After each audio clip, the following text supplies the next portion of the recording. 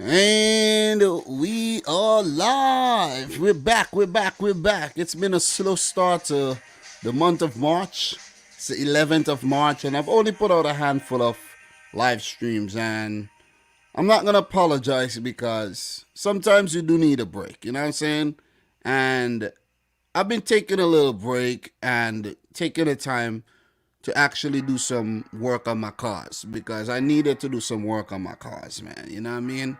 And on my last 4 days off, I've been really grinding and putting in the work. I'm done with the work now.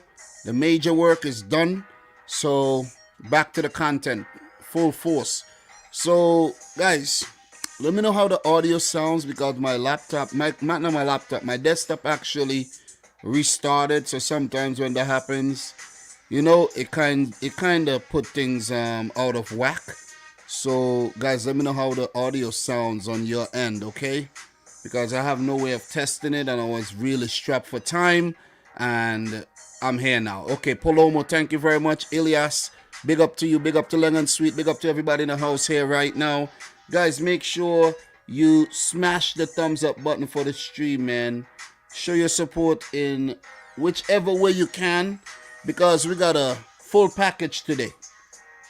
And I'm going to try to make it quick because I'm strapped for time. I got about maybe 2.5 hours tops to do tonight's live stream.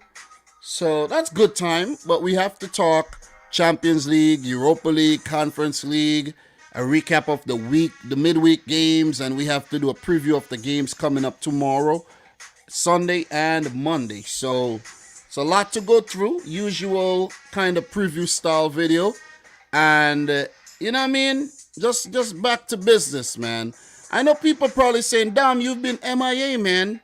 Because usually when I'm putting out videos, it's the 11th of the month. I've already got out about 30 videos because I put out a lot of videos. But sometimes it's just good to take it easy, man. You know what I mean? And don't basically become a slave to the thing. All right, so without further ado, guys, let's get into the action, and it's to talk Champions League round of 16, where we already know 4 teams that have booked themselves a place into the quarterfinals, and those teams are Bayern Munich, Liverpool, Manchester City, and surprisingly, Real Madrid coming from behind. Do we have any more twists and turns next week? We're going to discuss all of that. But for the first 15 minutes of today's live stream, we will be talking Champions League. I wish I could have done a video during the week on the Champions League. But guys, I was really tired, man. Seriously. I was so tired. And I don't want to do live streams while I'm tired because I'll be talking gibberish sometimes. You know what I mean? And I want to give you guys the best of the best. And that's why I got myself a Red Bull today. I took a little power nap. And I'm ready. Let me take a sip of my Red Bull. Let me get those wings going. Because we do have to talk about Red Bull Salzburg today. You know what I mean? A nice big sip of the Red Bull. And we are good to go. Let's do this. I want to find a way to actually monitor the stream as well. So, we could stay on top of things. So I'm going to try to get that up. I've been also having some computer problems. My laptop basically is gone. It's not sending the signal over on the TV anymore. I don't know what is going on with the laptop though, but it's all good. So guys, let's do this, man. Let's do this. Big up to the boy Adnan in the house who says the yellow Red Bulls are the best. I never had one. Never had one. So, look, let's do this. Let's talk Champions League. Let's start with this fixture here. Liverpool 0, Inter 1. Wow. I actually started watching this game after the first half had finished.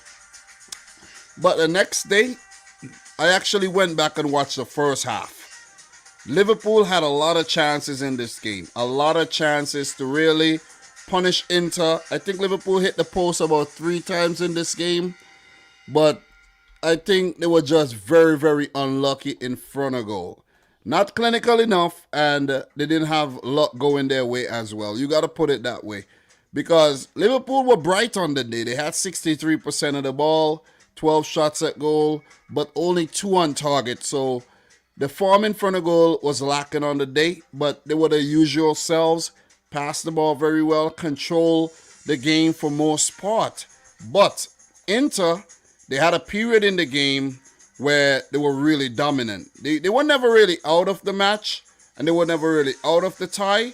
I think they played reasonably well in the first half, but it's in the second half, the early parts of the second half, they really turned up the heat, and they got that goal. Lautaro Martinez, that was a stunner, and they were actually teasing for that goal. Lautaro Martinez did get a shot that was put out, deflected out, and that goal was a stunning goal, to say the least, man. That was impressive. But the red card that soon followed for Alexis Sanchez for a second yellow card, it was not smart of the Chilean. He wasn't switched on, and he didn't keep his poise. And I think that's what actually prevented Inter from going on to win this tie. I think, not win the tie, but taking the game to extra time. I think if Alexis Sanchez didn't get sent off, I know Liverpool had their chances, but I just had a feeling that Inter had a second goal in them. And if Sanchez didn't get sent off, they would have made something really, really close. They would have made this game very, very close. But Liverpool held on even though they lost the match at home. It's a rare home loss for Liverpool, but it's a loss nevertheless. And they wouldn't really take the loss to heart, because they won the tie, but it's a loss. You see what I'm saying? So they do have to take, look at what they need to improve from this game, and take some, whatever positives they could take and work on the negatives, because you can't allow, Lautaro Martinez so much room to shoot. And I think Liverpool always allow the other team like way too many chances, in my opinion. And it's just up to the other team to take those chances. That's the whole problem there. If the teams take their chances against both Liverpool and Manchester City, we could see some other results. We could really see some different type of results where City and Liverpool lose more games. But it's because teams don't take their chances when they come up against Liverpool and Manchester City.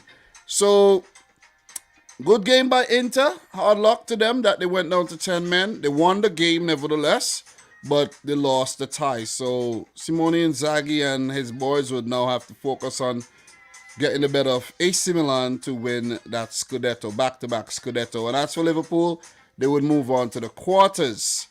And they also would be focusing on that Premier League title race and the FA Cup, where they're fighting on all fronts. So, pretty interesting game, to say the least. Liverpool bright, but not clinical in front of goal. Curtis Jones got a run out. Thiago Alcantara back in the team. See Fabinho, Diego Jota starting. Mane and Salah as usual. So Matip, Van Dijk, Alexander-Arnold, and Andy Robertson. So this Inter team looks good as well. I like the look of this Inter team. This team looks really good. Vidal, Brozovic, Çalhanoğlu, creativity, Steele, Dumfries with the speed, Perisic with the guile, Lautaro Martinez, we know how good he is, Alexis Sanchez with the experience, and the defense is quality, and Handanovic ever present. So Inter, they recently got back playing Champions League football. They won the Scudetto again. So Inter definitely trending in the right direction. So all the best to Liverpool in the quarterfinals, and for Inter, we will definitely see them in the Champions League next season. So let's move on to the next game, and that's Bayern Munich 7. I did not watch this game, and I'm still yet to even watch the highlights for this match, because I've been extremely busy, man. I've been extremely busy. But I don't even think I need to go watch no highlights, where Robert Lewandowski, I think, scored the quickest knockout stage hat-trick with a hat-trick in 23 minutes, which was definitely ridiculous. Gnabry in the 31st, Muller in the 54th. Kjærgaard pulled one back in the 70th when it was already 5-0. And Muller again in the 83rd. And Leroy Sané, former City man, in the 86th to make it 7-1. Now we're talking. Now this is typical Bayern Munich performance when they come up against a team that they should actually beat. Ridiculous. 1-1 in the first leg, and they went to the Allianz Arena and really turned up the heat. I thought Salzburg had a chance in this tie, but apparently they didn't, man. 7-1. Lord God. The battle of the two youngest managers, basically, in top flight football these days. Two of the youngest ones. I think they're both like 33 and 35 years old.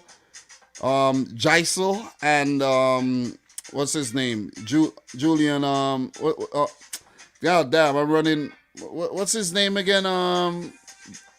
Damn, I'm running freaking blank on his name there. Julian Nagelsmann, yeah, and Matthias Geisel. I remember.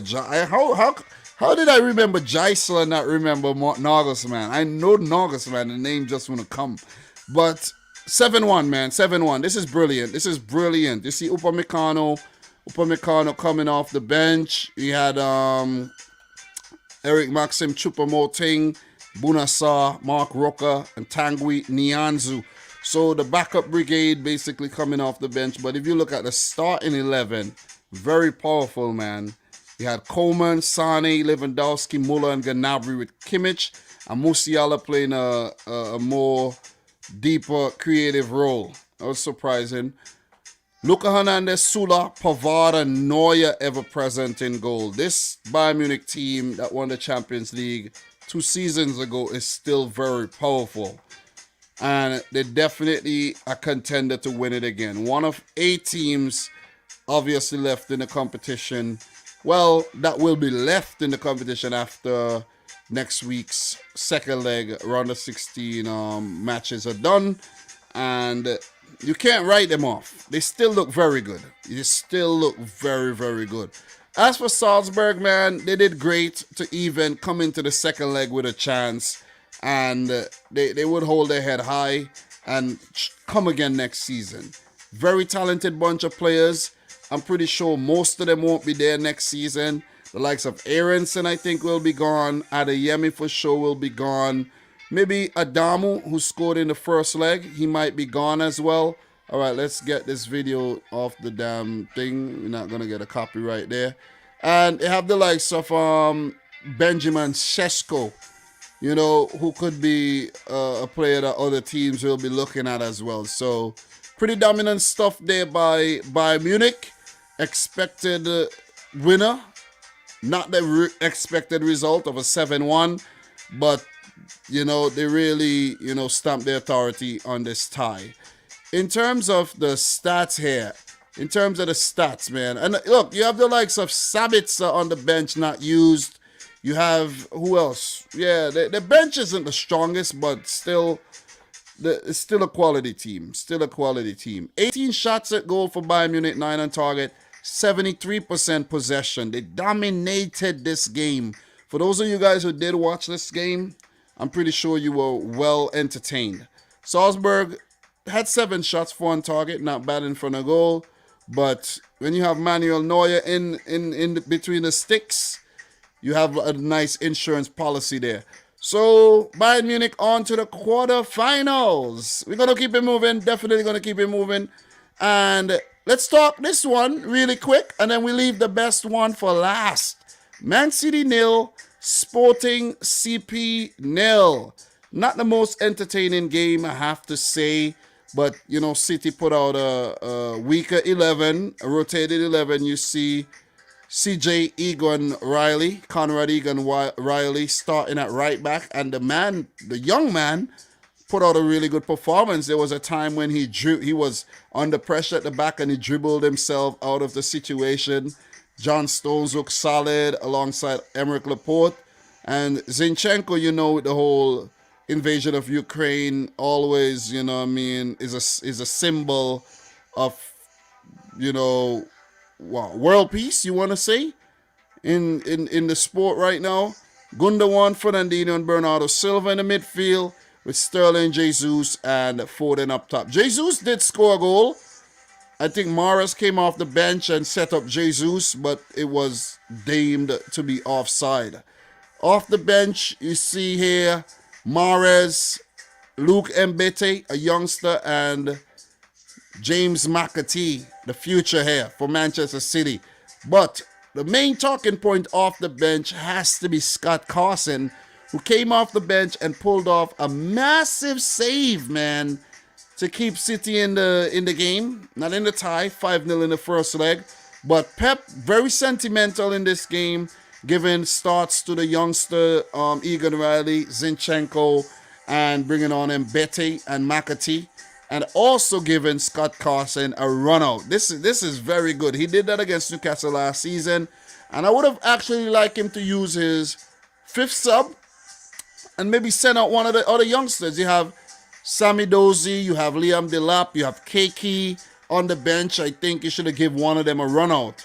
The goalkeeper, the third choice goalkeeper, Kieran Slicker, thought he was going to get a run out after Scott Carson picked up an injury when he made that save. That would have been nice if he had actually gone on. And I think maybe that's why Pep didn't use the fifth sub, because just in case Scott Carson had to come off. Kyle Walker did not play. He was suspended, so you didn't have Kyle Walker to put in goal if you didn't have any more goalkeepers. You see what I'm saying? But look, quality performance by Man City's backup brigade for the most part.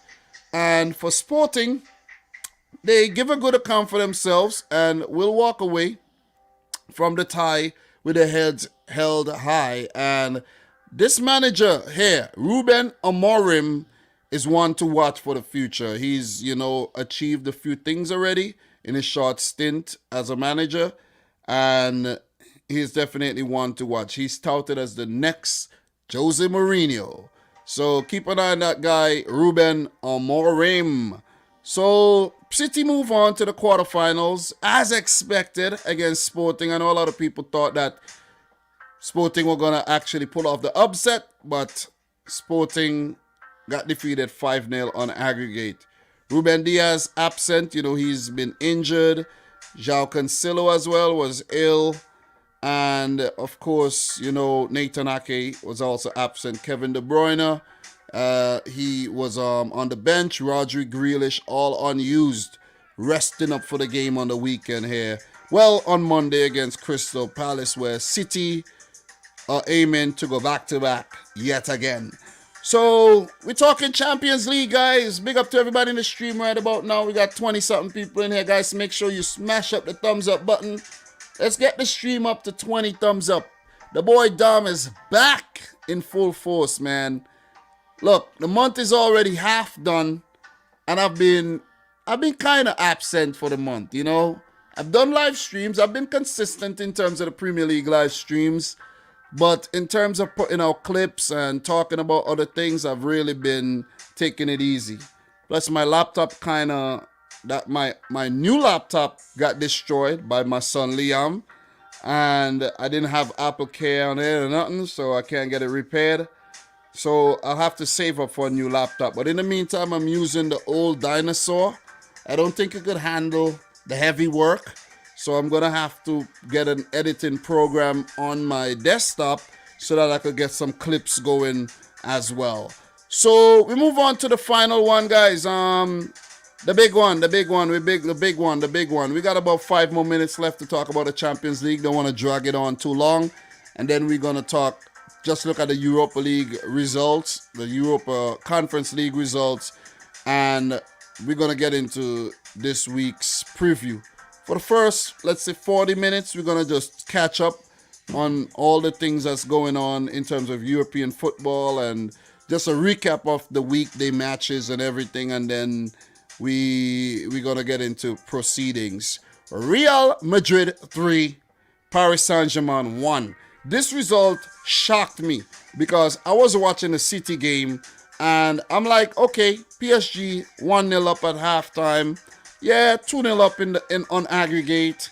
They got Messi, they got Neymar, they got Mbappe, they got Marquinhos, they got Verratti, they got all these top class players. They're gonna hold on. They're gonna hold on. You see what I'm saying? But when I actually, I think I was scrolling on Facebook because the City game, it was kind of, yeah. So I had picture in picture going on in my phone, and I was on Facebook at the same time. And this girl, who's a big Madrid fan, actually shared something with Benzema hat-trick. I'm like, Benzema hat-trick? How? Where? When? Man, I switched over. The game was on the verge of ending. And Benzema had a damn hat-trick against PSG. PSG with a goal would have taken it to extra time. And Neymar, he didn't look good, man. I don't know what is going on, man, with Neymar. But for Brazil, he does play very well. But in this game, he weren't good at all. He wasn't good at all, man. He was really bad. He was really bad. He had a couple runs going forward and some poor shots. I think with more quality, PSG would have taken this to extra time. But I think Real Madrid knocked the stuffing out of them, man. Very, very horrible errors here by PSG. Very horrible errors that led to these goals. I think that first goal, from what I could remember, it was a mistake by Donnarumma. And it was like, come on, man. PSG basically shot themselves in the foot. You see what I'm saying? Typical Pochettino type capitulation and bottling. This got Pochettino written all over it. But you can't blame Pochettino this time, man, because, well, something a Pochettino team would do.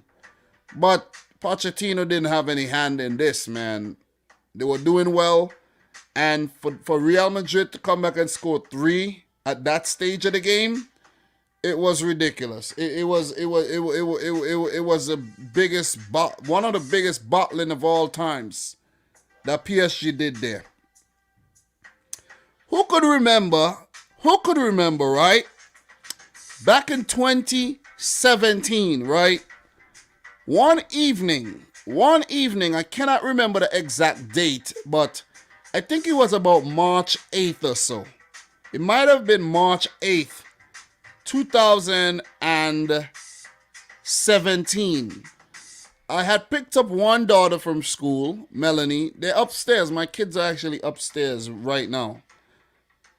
And one is right here in my lap sleeping. I had picked up Melanie and I picked up Cassidy. I picked up Melanie from Queens, from her school. I picked up Cassidy from Brooklyn. And I was heading back to my house, to spend the evening with them and chill. And on the way back, I was actually watching Barcelona versus PSG. Okay? And PSG, as you guys know, had destroyed Barcelona in the first leg of that tie. Destroyed them. What was it? I can't remember the exact scoreline. Was it 4-0? Was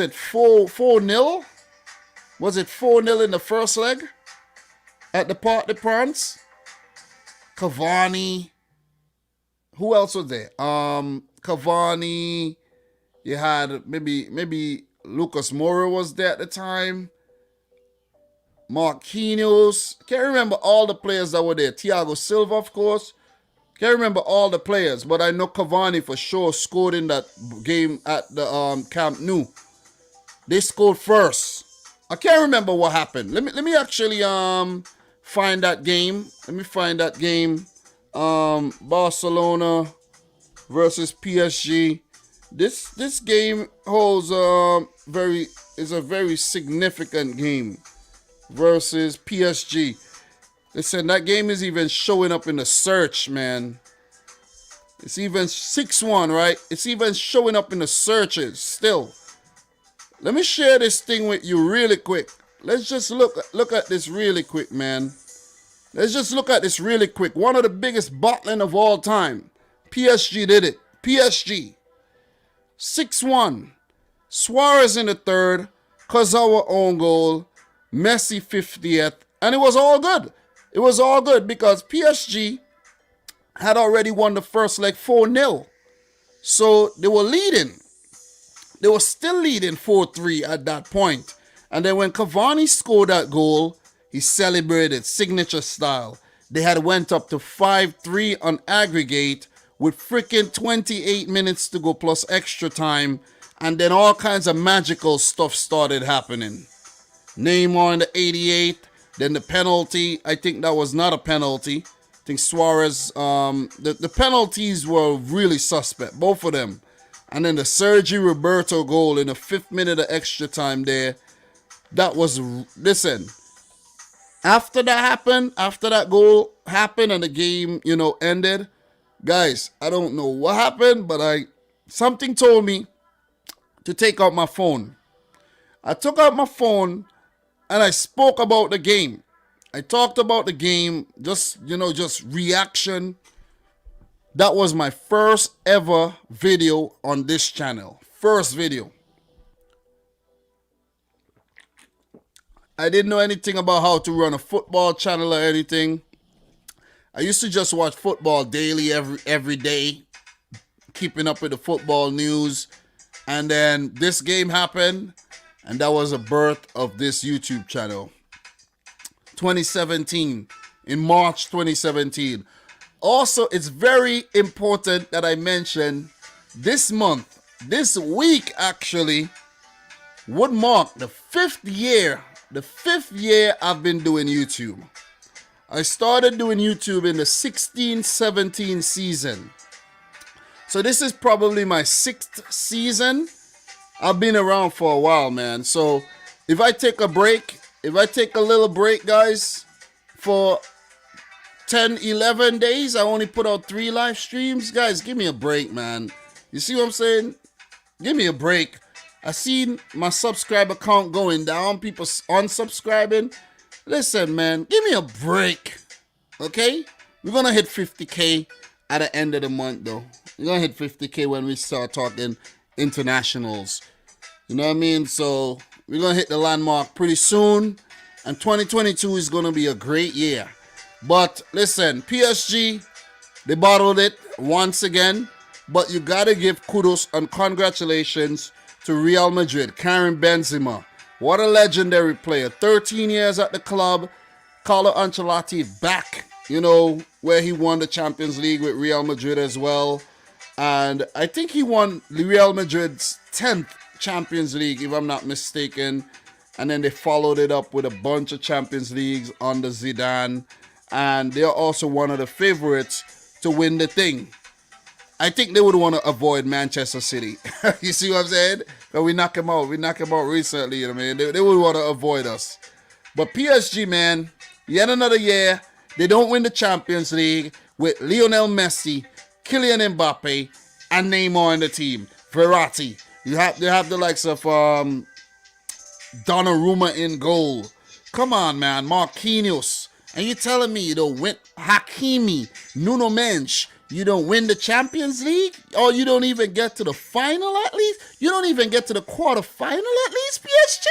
Nah, man. You could do better than that. You could definitely do better than that, PSG. I expected better. You guys had it. You blew it. And now you're out. You got to look forward to next season. Next season. Real Madrid, awesome on the day. 21 shots, 7 on target, 44% of the ball. PSG 10 shots, 4 on target, 56% of the ball. Absolutely poor performance, seeing the quality that they have in their team. Guys, that's it for those matches. If you guys have anything to add, please let me know. Quarterfinal draw, when will it happen? The quarterfinal draw and semifinal draw. All right, let me see when that would happen. Friday, the 18th of March. We'll be going live for that one. We will be going live for that one. Midday Central European time. Is that what that means? 12 o'clock Central European time. Let me see. 12 noon CET to, let me see, to Eastern time. Let me see. No, to let me see. Let me see. 6 a.m. 6 a.m. Let me see. No, that can't be. 6 a.m. Saturday? No. Maybe 6 a.m. Friday. 6 a.m. Friday. That might be. Yeah, that might be early in the morning on Friday. Guys, I'll be live for that. Whatever time it is, I'll be live for it, okay? We're going to be live doing a live reaction to that one. Midday, okay? Midday, whenever that is. Maybe 5 o'clock, maybe 7 o'clock in the morning, my time. But look, before we move on, guys, we got a lot to talk about. It's 9:48 local time. I still got about maybe 2 hours before I go pick up my wife. And let's just take a look at what's happening next week. Big up to everybody in the stream, man. Thank you very much for coming through. Smash up the thumbs up button if you're yet to do that. Big up to Irvin Vita, Mustafa Mujic. Big up to Phil Jones in the house. Phil Jones. That was a really good goal by Mbappe anyways, though. Ethan Murray. Big up to Ilyas Abs, Adnan in the house. Everybody, Mona Meli, Mokasi, Polomo. Everybody in here, man. Owain, Leng and Sweet in the house, man. Yes, Leng, I did see the news about City potentially signing Haaland. Big up to Karima George. Everybody in here, man. Big up to you. Smash up the thumbs up button if you're yet to do that. 2 more away from 25. We're doing great. We're looking lovely. All right, look. Before we move on, guys. Man United play Atletico Madrid. The first leg finished 1-1. And that will be hosted by United.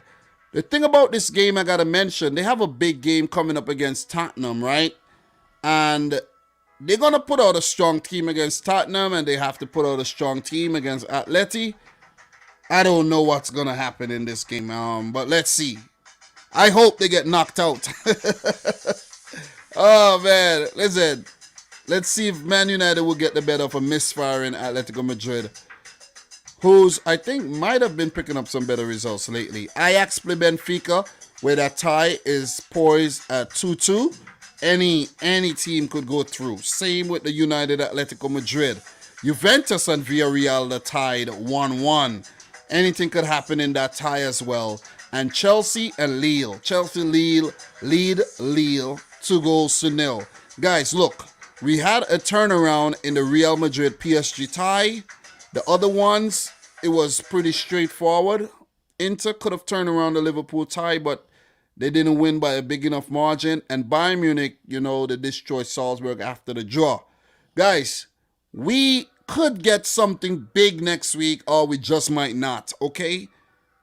Next week ain't promised nothing special, but we could get something special. You see what I'm saying? We could get something special.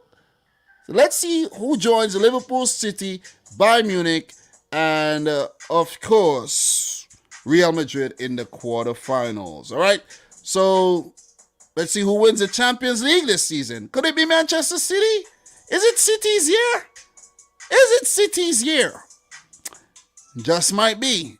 Guys, if you don't know, I'm a City fan, by the way. Big City fan. Biggest City fan in the world. Nah, I'm not. But I'm a big City fan, though. So what we're going to do right now is we're going to move on to just look at the Europa League results, guys. Let's just take a look at the Europa League. And then we move on to the Conference League. And then we get into the Premier League, match week 29. And before we're going to look at the midweek games. We're going to look at everything, man. We're going to look at everything. We're going to catch up on everything. So for the Europa League, we're only going to take about 5 minutes on the Europa League, not long at all. So just bear with me. We had round of 16 first leg matches where Porto lost to Lyon 1-0. I did not watch the highlights. I didn't watch any games, but Lucas Paqueta scored the only goal in the 59th minute, and Lyon hold the advantage going into the second leg here. We're going to keep it short. We're going to keep it sweet. We're going to keep it moving. Real Betis 1, Eintracht Frankfurt 2.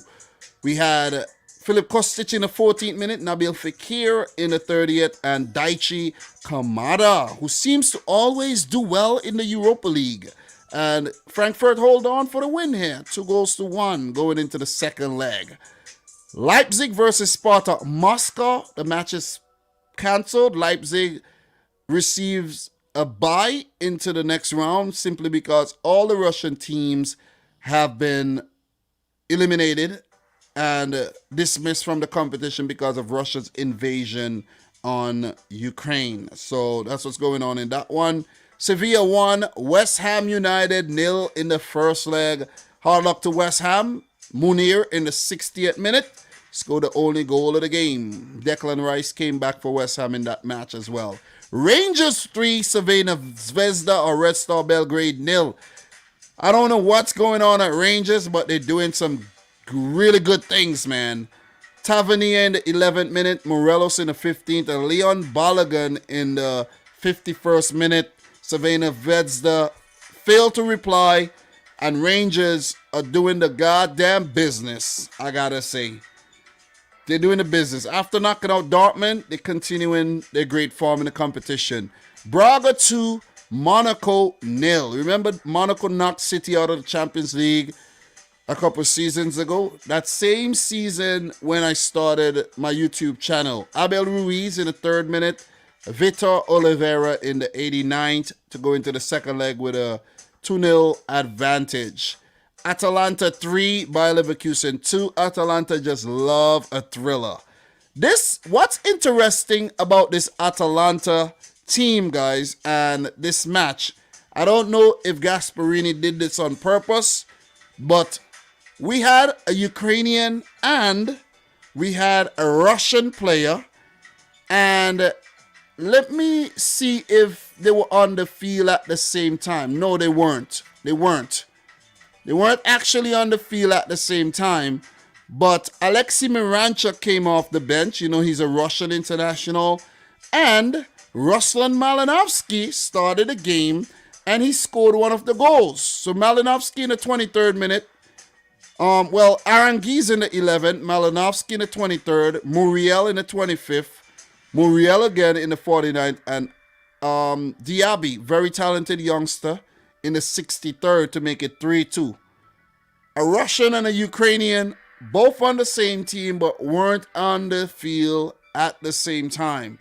So pretty interesting stuff here.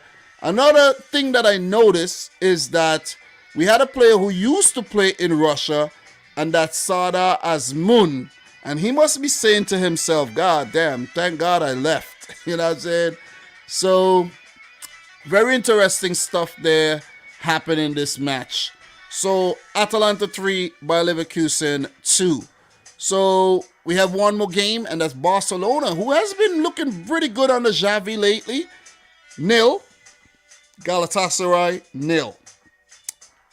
Expected Barcelona to win that game, but of course, a draw, not a bad result, as long as you don't lose.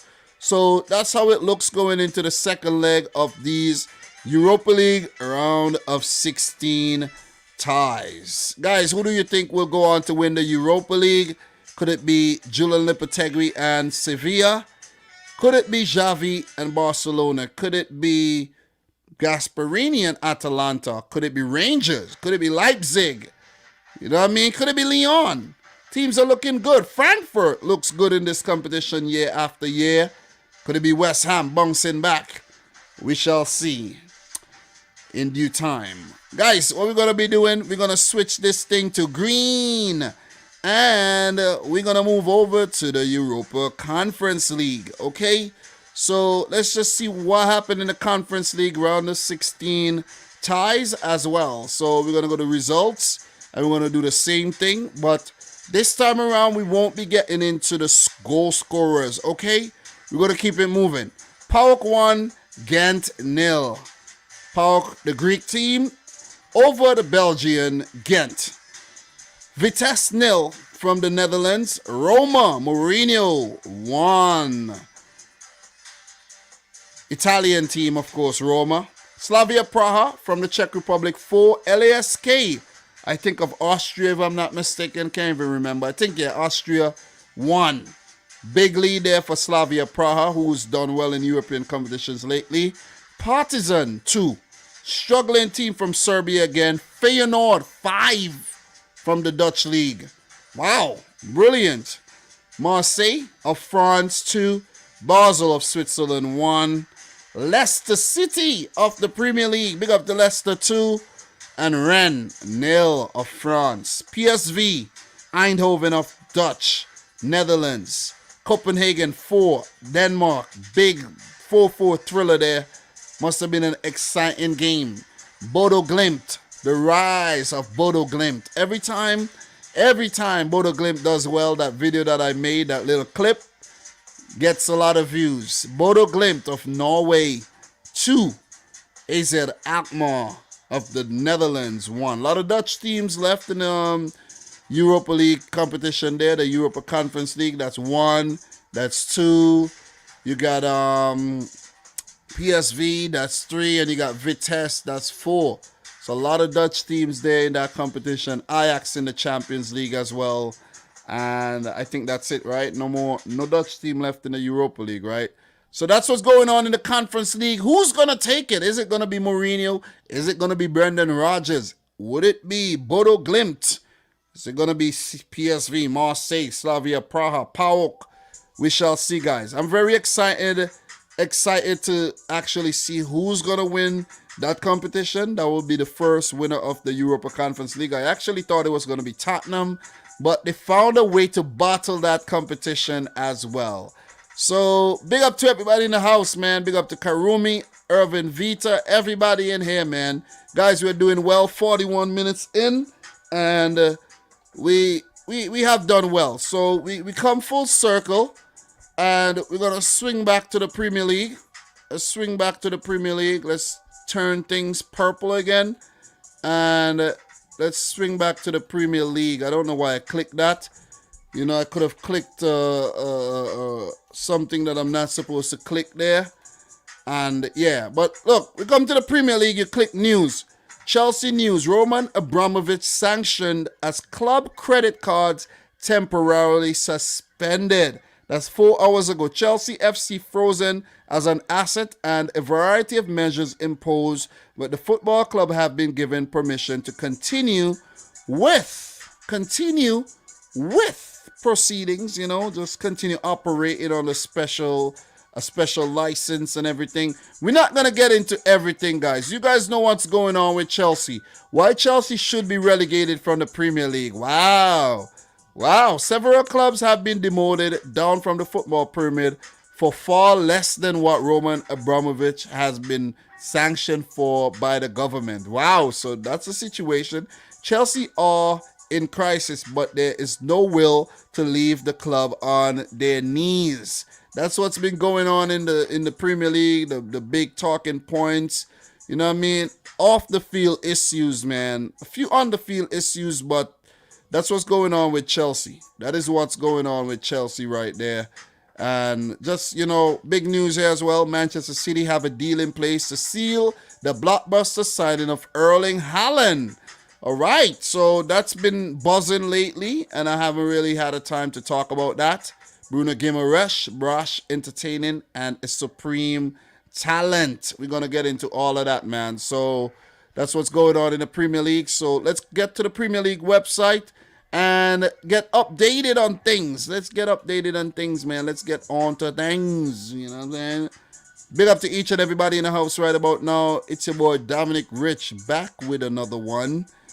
Best preview and review show on the internet. Hands down. We cover every single match. We talk about every single team in depth. Don't bother what they say about any other, you know, channel or whatnot. This is the place to be, okay?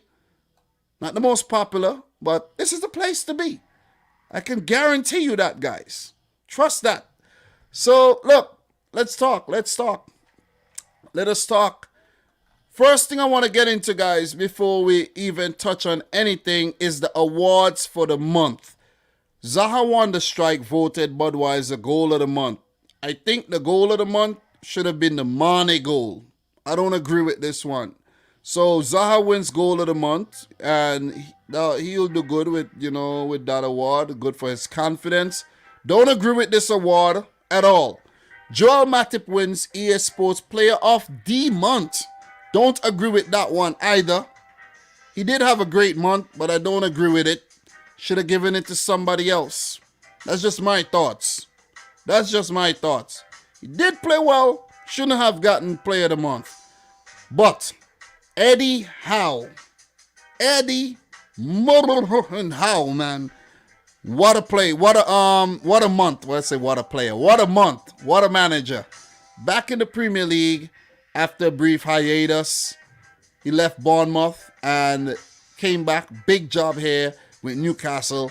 And he's on fire. Newcastle United are on fire. So Eddie Howe wins Manager of the Month there.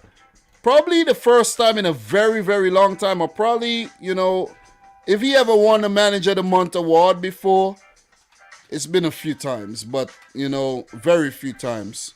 But this is a big one with Newcastle, as Newcastle's future looks very good. Whereas before he came in, it looked very, very, very bleak. Okay? So that's the awards for the month. What we got to look at really quick is some results that happened in the middle of the week. Let's talk these results briefly. These 4 results we're going to get into. I did not actually get to watch the highlights for the Wolves-Watford game, but I did see the highlights for the other matches. Guys, I've been extremely busy getting my cars in order, okay? Needed to do some serious work on my vehicles, suspension work, nothing crazy like no starts or the engine problems, transmission, no. Just some suspension problems because the roads in New York City are very, very, very deplorable, okay? So, I've been busy. Didn't watch any of these games live. Didn't watch any Europa League games. I watched Champions League, but didn't watch any Conference League or anything. But I'm here to talk to you guys and catch up as usual, okay? Make sure you smash up the thumbs up button, guys. Let's get those likes up to 50 thumbs up. Big up to everybody in the house right about now. We're going to keep this thing going. We've been live for how long now? What? 47 minutes? I've been talking non-stop. And I got to keep talking for maybe about another hour. Maybe an hour and a half more. We're going to do this thing. Let's go. Let's get into this. Look, Norwich 1, Chelsea 3. We had Trevor Chalobah starting this game early in the game. Very good header, man. Look, it seemed as if Trevor Chalobah was at 2 places at the same time. I don't know. He pulled off some type of matrix move with that header, but that was a great header. Really good corner in by Mason Mount, who seemed like he's getting his form back after that, those horrible misses against Liverpool. Mason Mount, what a goal in the 14th minute there, set up by Kai Havertz. And Kai Havertz, did score in the 90th minute after Norwich did pull one back from the penalty spot. Trevor Chalobah with a handball, Timo Pukki smartly into the back of the net. And then N'Golo Kante to set up Kai Havertz with that final goal there. So Chelsea seemingly rotating their team, resting players for the big Champions League game that's coming up. And you could see Trevor Chalobah starting ahead of Antonio Rudiger. In the midfield, you had Saul, you had Cesar Azpilicueta coming back, N'Golo Kante on the bench, Kovacic started, Timo Werner got a rare start. Pulisic out with a bout of illness. Mason Mount, Kai Havertz. No Romelu Lukaku. 86 minute substitute. That's kind of weird. Loftus-Cheek, 45th minute. Who did he come on for there? Azpilicueta, who's not been, at full pelt lately. But Chelsea seemingly resting and rotating. Kennedy. I think we did see Kennedy in the FA Cup game recently. It's nice to see him back. Definitely one of my favorite players back when he started his career at Chelsea under Mourinho. I think he started under Mourinho. Love to use him in FIFA career mode, but would like to see a resurgence of Kennedy, though. Hope they keep him around the team. I doubt they will. But look, yet another loss for Norwich.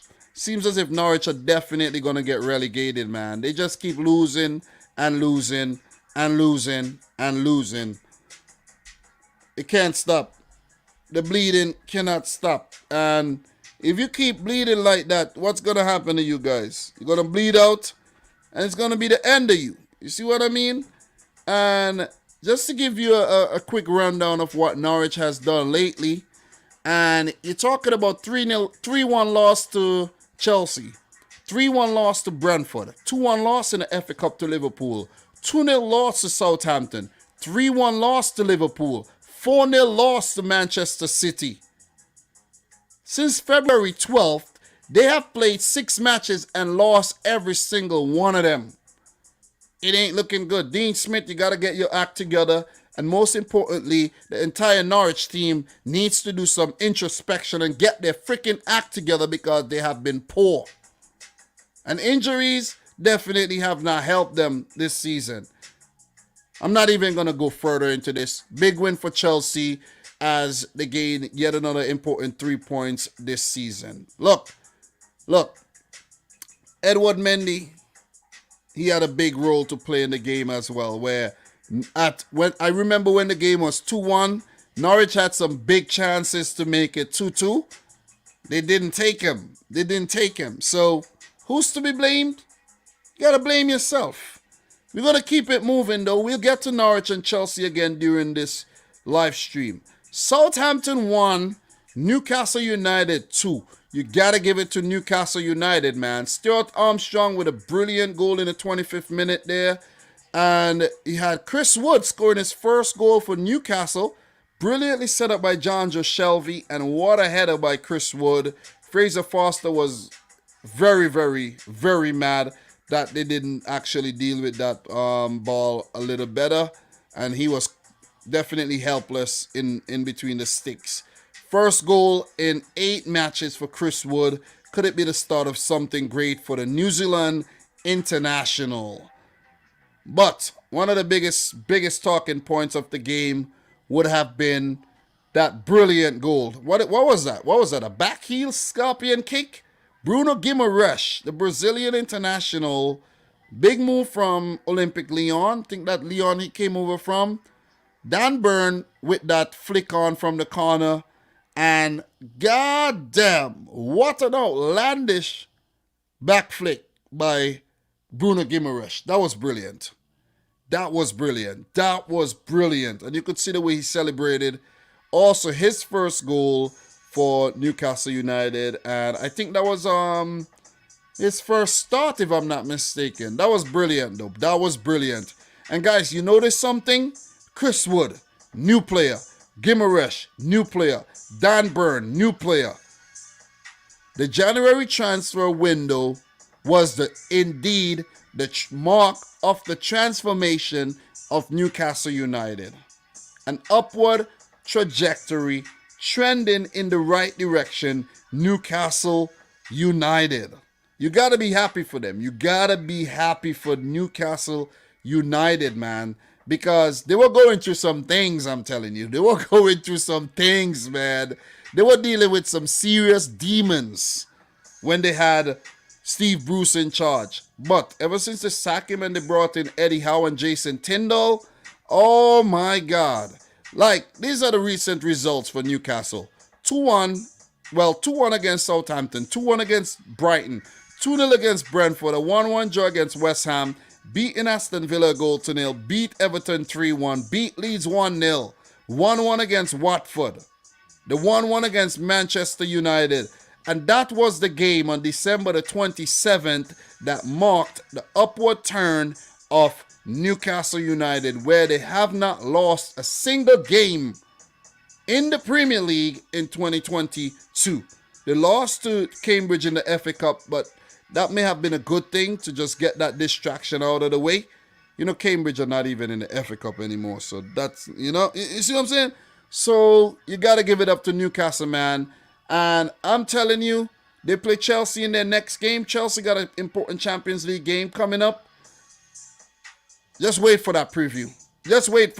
Man. Look, Southampton played well in this game. I think Southampton were very unlucky not to get a point from this match because they played well. Dubravka, who I think might end up staying on as the goalkeeper during this whole metamorphosis of Newcastle, because he's a quality goalkeeper, and he pulled off some huge saves in this match. Che Adams did smash against the crossbar as well, and Newcastle held on for the win. Brilliant stuff. Listen, no Kieran Trippier, no Alain Saint-Maximin. You have no Jamal Lewis, have been absent for a while. He's not really a key player, but he has been absent for a while. You have no Callum Wilson, and Newcastle still churning out these results. One change that I actually like, and I think it's a gutsy and a very ballsy move by Eddie Howe, and it's his defense. Fabian Shaw, we know he's quality, the Austrian, or the Swiss man, sorry. Matt Target, new man coming over from Aston Villa, playing against his former team, Southampton. Emil Kraft, the Swede, and Dan Burn. I think Dan Burn has made this defense a lot better with his height and his determination. But I think the big move is to drop the club captain Jamal Lascelles. That is a huge gutsy move to drop Lascelles. And things have been spiraling, trending, not spiraling, but trending upwards for Newcastle. Another move that I like is Jacob Murphy playing more as a forward. Under Steve Bruce, he was a wingback. Ryan Fraser is a new player. Bruno Guimaraes, you know how good he is. Joe Willock's looking better. And John Shelby, you know his quality. Hard luck to Southampton and Hassan Hutel. They played well in the game. Not lucky enough. But look, Newcastle up to 14th with 31 points, 9 points away from safety. Southampton on 35 points, 28 games played, 10th. And their recent results have not been that great. They lost to Aston Villa 4-0 and now lost to Newcastle. They did pick up a victory in the FA Cup. They were actually picking up some great results before those back-to-back losses. So something's got to give after a while. You know what I mean? You're not always going to be winning and picking up quality results. Not everybody could do what Newcastle are doing right now. You see what I'm saying? So quality match.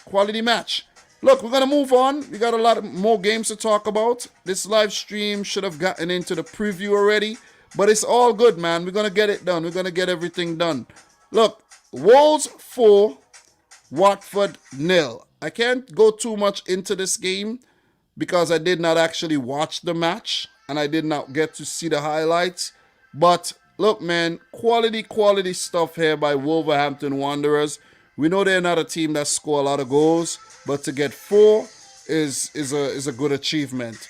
And they needed this win because they've been going through a rough patch where they're coming off of 3 consecutive losses in the league. They lost to Arsenal, West Ham, and Crystal Palace.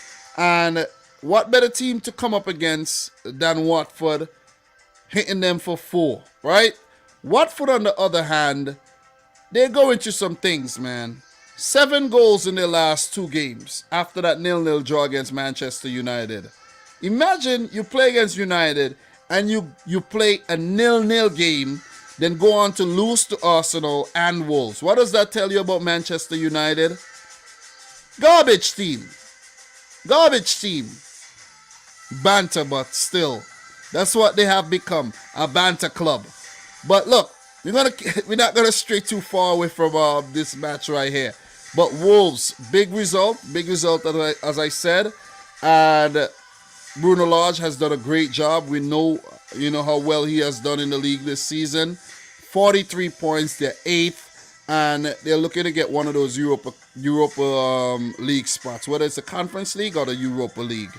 As for Watford, guys, look, the results have not been good, man. They're 19th with 19 points, 1 win in their last 5. And these are the results for Watford lately. 4-0 to Wolves, 3-2 to Arsenal, 0-0 against United, 4-1 loss to Palace. They did manage to beat Aston Villa 0-0, but lost to Brighton, lost to West Ham, drew to Burnley, Lost to Norwich. They have not been good. They have not been good. Even under Roy Hodgson, imagine, the commentators would like to say, or pundits, or experts would say, Roy Hodgson teams are very defensive and don't let in a lot of goals. They look more defensively sound under Roy Hodgson. But why did they concede 4 against Palace? Why did they concede 3 against Arsenal?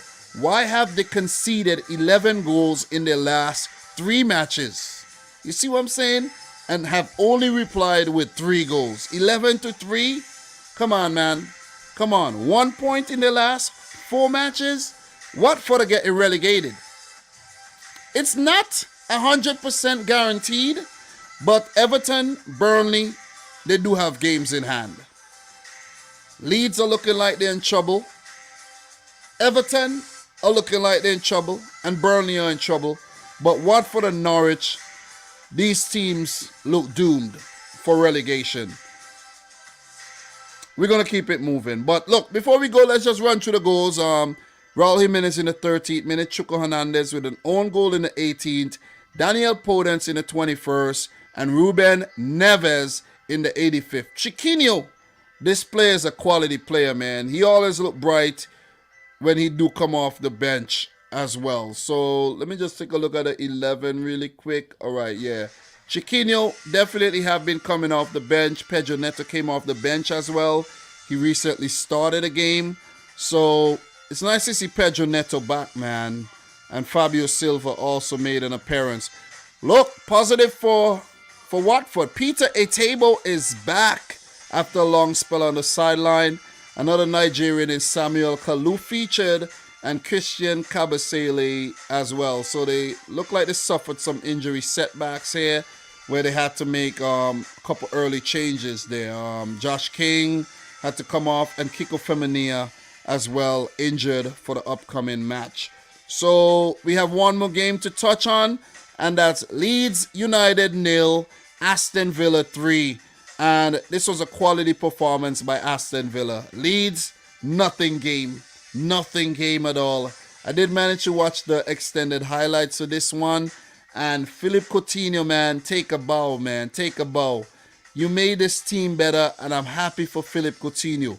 You wanted to go to Barcelona so that you could go there and you could shine. It didn't work out. You went to Bayern Munich on loan. Won the Champions League with Bayern Munich.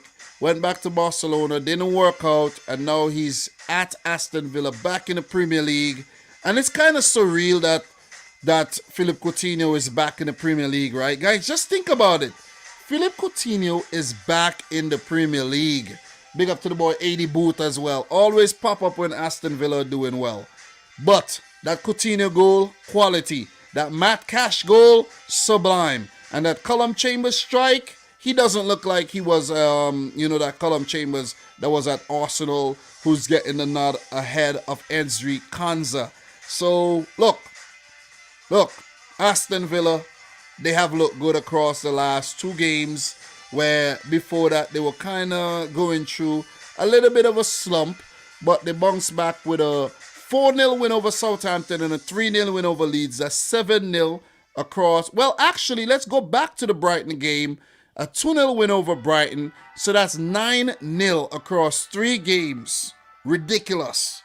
3 wins on the bounce for Steven Gerrard and Aston Villa after losing 2 and drawing 1 in the previous 3.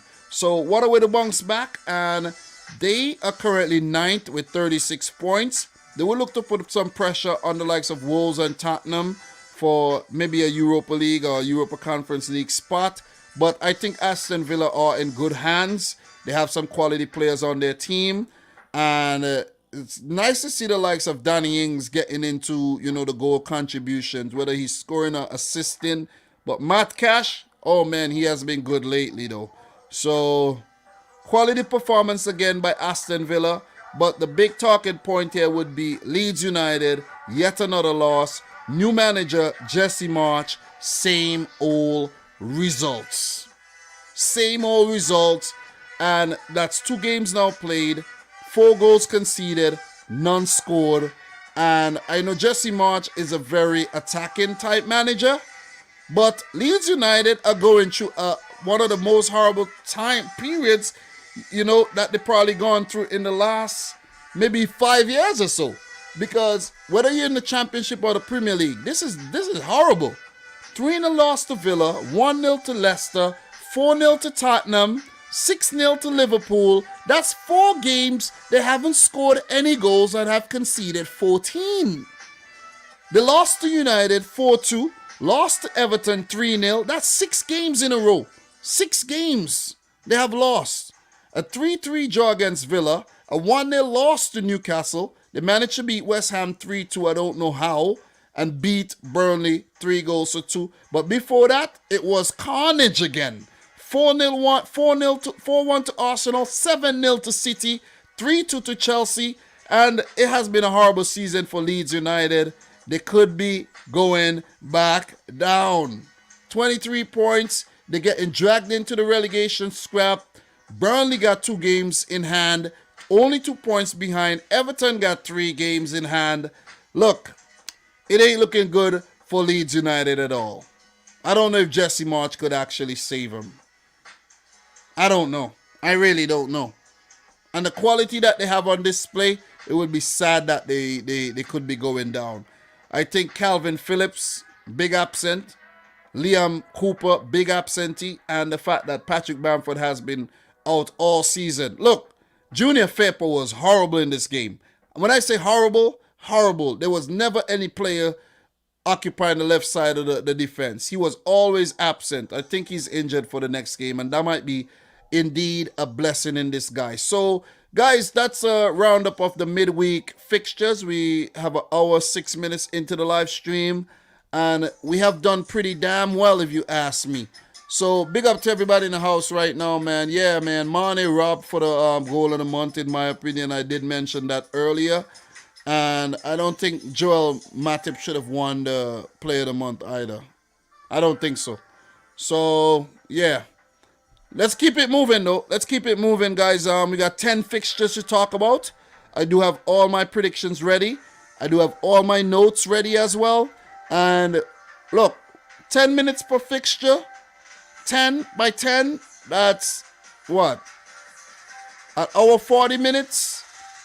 I ain't got an hour 40 minutes. So we're going to make it about 7 minutes per fixture. 70 minutes? I think I got about 70 minutes. Big up to the boy Ankit in the house. Nice to see you in here. Keep it going on the channel, bro. Keep it going. You're going to keep learning. You're going to keep picking up new things as you go. Nice to always see you around these parts. Ankit. But look, we're not going to rush things, guys.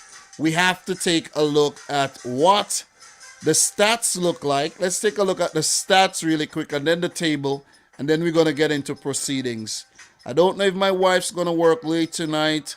Tonight is the night where I hope she works a little late so I could get this thing done and, get all the material covered. Before we get into this, let me take a sip of my Red Bull.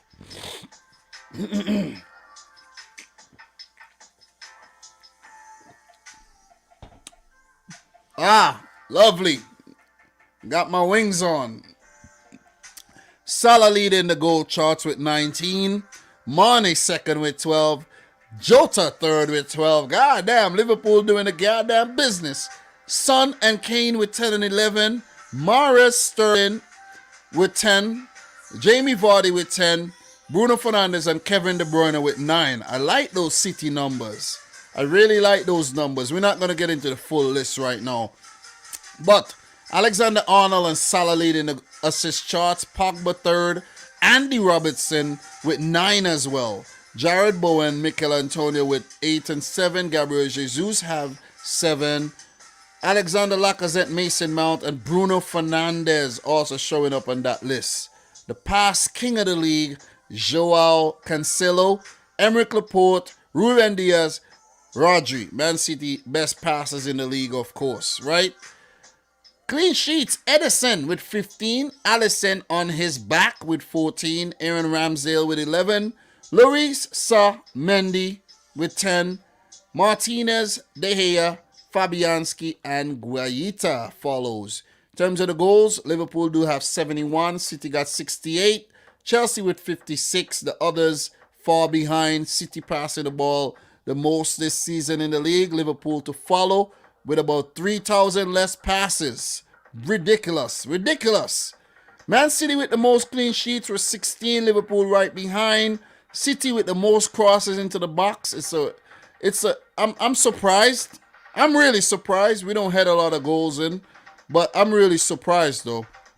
Really surprised. We're not going to get into the other stats right about now. We could get into player stats, all-time stats, and records, but we're not going to get into that. Guys, this is what the table looks like before match week 29. Man City at the top, Liverpool second with a game in hand.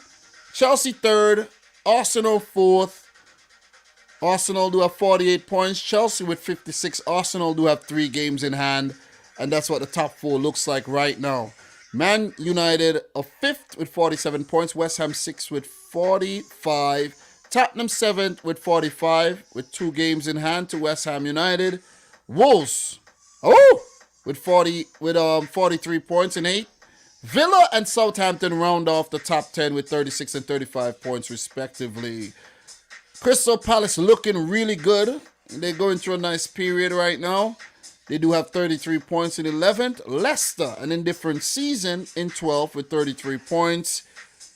Brighton falling off the boil big time in 13th with 33 points. Newcastle on the rise with 31 points in 14th. Brentford struggling a bit, but did pull off a win in their last game. Looking good. Looking a lot better, I should say. 27 points in 15th.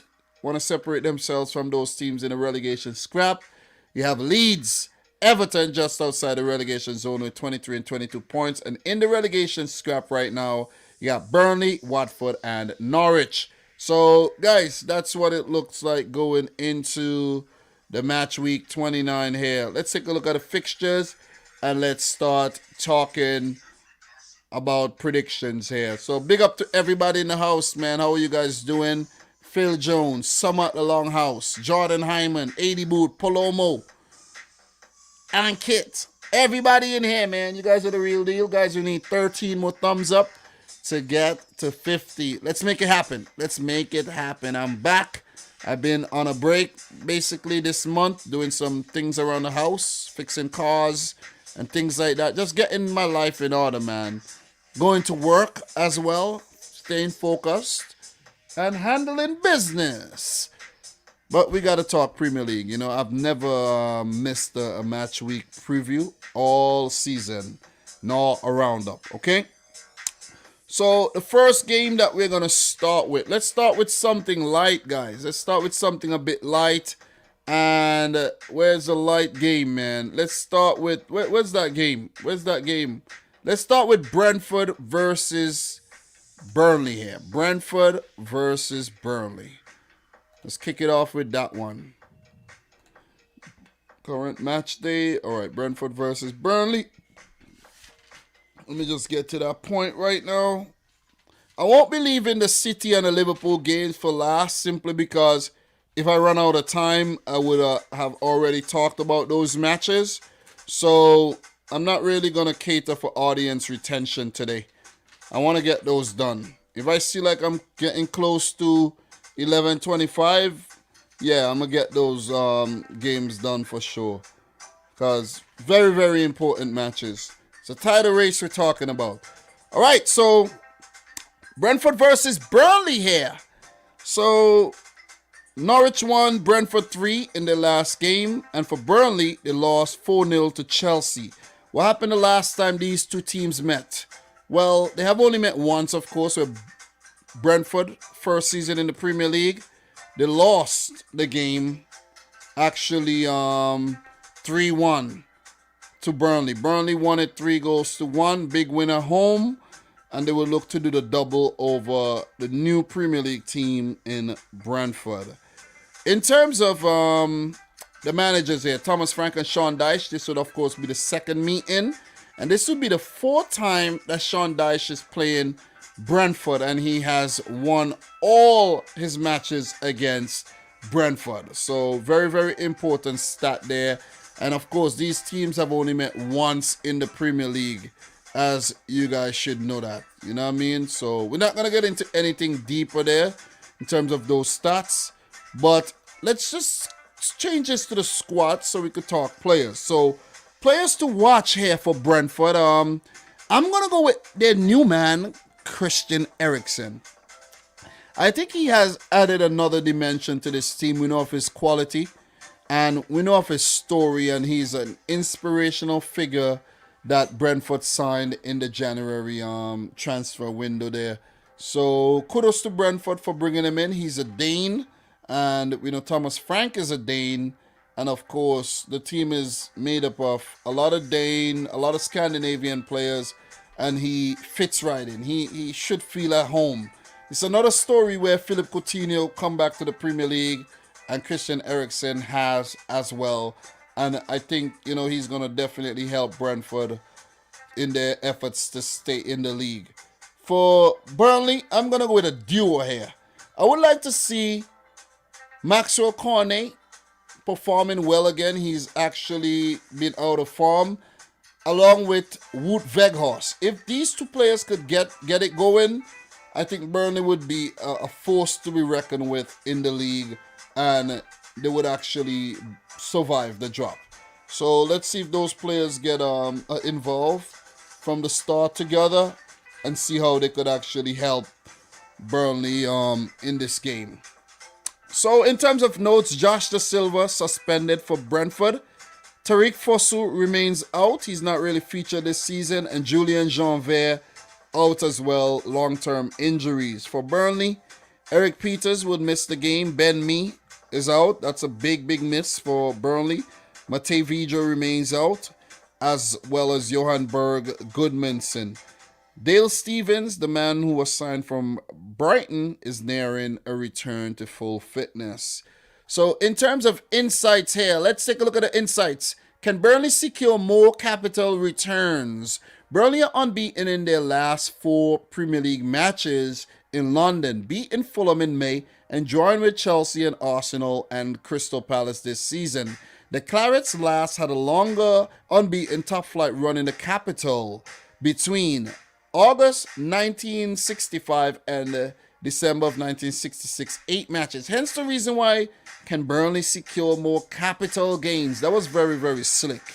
Brentford's 3-1 win at Norwich last time out ended a run of 8 league matches without a win.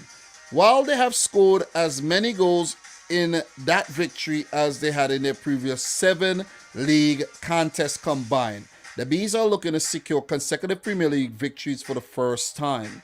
So they've not been consistent on that front in terms of picking up victories.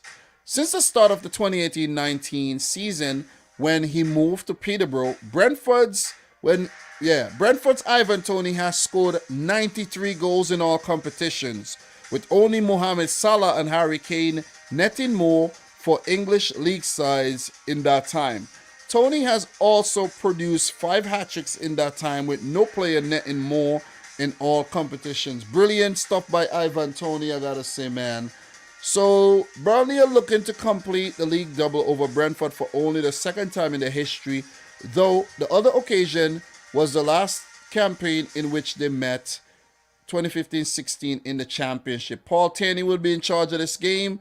And in terms of my prediction for this one, guys, look, this one is a tough one to predict because, both teams have been struggling lately, and they both actually Brentford are coming off of a win. They will look to continue that winning form, and Burnley coming off of a demoralizing loss to Chelsea. They would look to bounce back, and before that loss, they weren't playing too badly. Brentford, they have not been good at home at all. They have actually been not so good in their new stadium. And I think Burnley got some firepower in their team right now with Weghorst and Aaron Lennon, Josh Brownhill playing well. Dwight McNeil got a pep in his step lately. Maxwell Cornet as well. You got the likes of Ashley Barnes and Jay Rodriguez. So they got some firepower. They just need to make things click. One concern is Ben Mee. I think Ben Mee in defense, along with Tarkowski and Nick Pope at the back, he would be a big absent. And that could be an Achilles heel for Burnley here. But I just have a feeling that Burnley are going to go out there with more grit and more determination, and they're going to grind out a win here. I'm going to go for 2-1 for Burnley over Brentford, and for them to put the whole bottom of the table scrap in make it hotter. Let's just say that. Let's just make it sound a little bit more simple, and let's just make it a little hotter down at the bottom. Let's take a look at the table there. Look at the table down towards the bottom there. Look, Brentford would go up to 30 points with a win, but Burnley with a win would actually put Everton and Leeds lower down in the table. That would throw Everton in the relegation zone if they don't win or even pick up 3 points this weekend. You see what I'm saying? And even if Leeds draw their game this weekend and Burnley win, Burnley would leapfrog both teams. So it's important for Burnley to use this opportunity. It's a 6-pointer, literally a 6-pointer. 6 points separate the two teams, and it would put Burnley in a really, really good position. But Brentford with a win, I think that might actually get them, that would get them closer to safety. But picking up 30 points with 5 teams way below you would give them the confidence to just, keep picking up those points and actually survive their first season in the league. So all the best to both teams, and it will be a testing match for both managers. Let's see which team come out on top, but I'm going to go for Burnley here. Look, for Burnley, the next game will be against Manchester City on April the 2nd. There might actually be a game that they will play in between there, because the game against Southampton has been postponed. There might be a makeup fixture too, so let's see what happened there. But they're scheduled to play City in April and then Norwich City for another 6-pointer there. So for Brentford who are 15th right now, 27 points, their next game will be against Leicester, and they do face Chelsea and West Ham.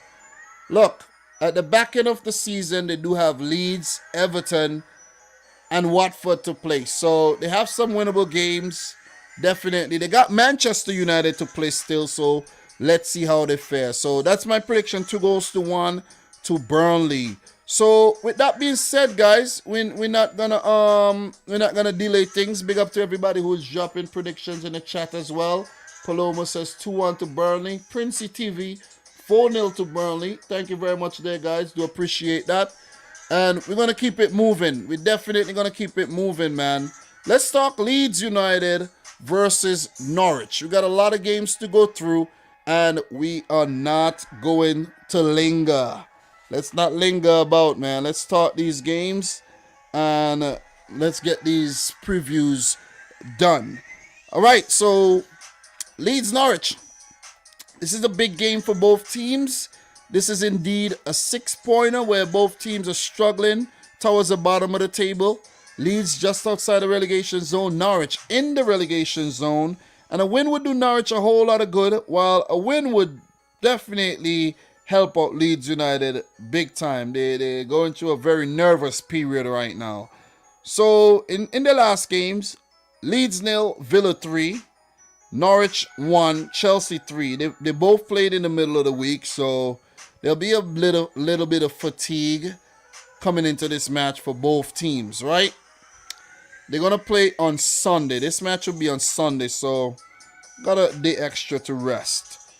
What happened the last time these two teams met each other? They met on October 31st, where Leeds defeated Norwich 2-0. So of the few wins that Leeds picked up this season, one of them came against Norwich City. So in their last 10, they have only lost 3 times against Norwich, and all those came in the championship as well, where both teams played in the championship in 2019 as well. So that's the last time they met in the championship. Norwich won that game. Norwich very hot in the championship, but in the Premier League, you could say they're frozen. You know what I mean? I'm not even gonna say lukewarm or cold. They're frozen in the Premier League. So in terms of these two managers, this will be the first time Jesse Marsch would be playing against Norwich or against Dean Smith. But this would be Dean Smith's 11th match against Leeds United. He has 3 wins, 3 draws, and 4 losses. So in terms of all-time Premier League results, this would be the 7th match between these. This would be the 8th game where Norwich has 4 wins, Leeds do have 2, and 1 game have ended in a draw. You see it right there on the screen. We're going to switch to the squads, however. Players to watch for Leeds United. I picked the entire Leeds United team. They need to do some introspection here. They're all over the place. They're not better under Jesse Marsch. It seems like they're still in Bielsa mode. That's what it seems like. They're all over the place. All over the place in defense. Imagine you have a new manager come in and you still conceding a ton of goals. You haven't scored any, so the problems are still there even with a new manager. Okay? But what's important is that they're coming up against the team at the bottom of the table. If you're not going to improve against the bottom team, it's going to be trouble for the remainder of the season. For Norwich, I went with Teemu Pukki. I think if Norwich manages to give Teemu Pukki some more service, that he will end up putting more balls in the back of the net. Give him the service, he'll score. But I think Norwich are lacking the quality in many departments. Rashica looks a bright spot. Josh Sargent when he's ready. I think Adam Eder was a really bright spark before he got injured. But Norwich have been struggling big time, man. They need some inspiration from somewhere, and Teemu Pukki could definitely provide that. Look, I'm going to stay talking about the players here. And for Leeds United, Liam Cooper, the captain, remains out. Calvin Phillips remains out. Tyler Roberts is the latest addition to the casualty list. He's out for the rest of the season. And Junior Firpo is also out with an injury. For Norwich, Billy Gilmore returns after missing the game against his parent club Chelsea. Adam Eder and Andrew Omobamidele remains out, while Sam Byram is a doubt for this game. So that's what's up. Let's talk a bit about the insights here. Let's keep it moving. Norwich eye another success in Yorkshire. All right, so we got Norwich have won 6 of their last 9 league games in Yorkshire, drawing 2 and losing 1. As many as they had in their previous 32 visits to the county, drawing 9 and losing 17. However, their only defeat in this current run was in their only Premier League match in that time versus Sheffield United. Leeds United are looking to complete the league double over Norwich for the first time since the 1980-81 season, following their 2-1 win at Carrow Road earlier this season. Norwich have scored fewer away goals than any other Premier League side this season, 7. However, they've netted 4 in their last 3 Premier League matches on the road, as many as they had in their previous 17 away in the competition. This is the first time Leeds are hosted Norwich in a Premier League match since May 1995. The Whites won 2-1, with Carlton Palmer's 90th minute winner condemning the Canaries to relegation. Stuart Atwell will be in charge of this game. And in terms of my prediction for this one, guys, look, Leeds need a win badly. Norwich needs a win badly. And it's a big 6-pointer. It's a big 6-pointer towards the bottom of the table here. Norwich only got 4 wins this season. Leeds only got 5. They need wins. They need to stop the bleeding. None of these teams have won in their last 5 matches. They need wins. And I know the losing streak or the winless streak, it's stretching further than 5. But that's just, we're going to stick to 5 right now. Both teams got a lot of problems, not scoring enough goals and conceding way too many. Leeds have done better on the goal scoring front with 29, but Norwich with only 17 goals this season, poor. But it's the defense for both teams that has been really bad. Leeds have conceded 64 goals and Norwich 61. the two worst defenses in the leagues face each other. Are we going to have a goal fest in this one? I hope we do.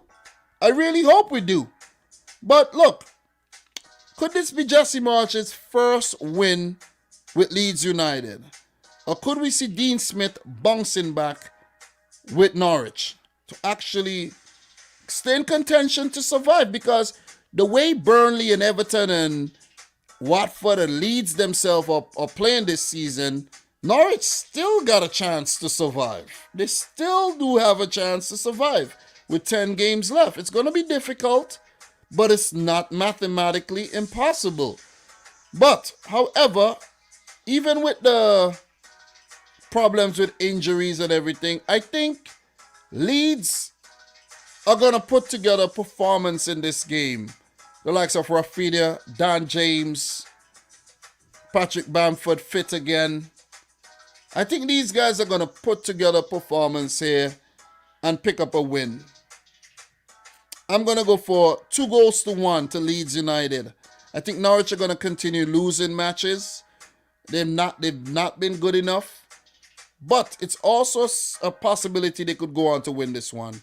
But I'm going to stick to Leeds 2, Norwich 1. And we are definitely going to keep it moving. But before we do, for Leeds United, the next game after this game against Norwich would be against Wolves. Then they do play Southampton and Watford. So they have some good games coming up, man. They got to start winning these. They got to start winning Premier League matches. As for Norwich, does it get easier? They got Brighton, Burnley, and United next. Yeah, it does get easier for them. But are they going to capitalize on some kind of oppositions? Maybe not. Maybe not. But it's the Premier League. Very, very unpredictable.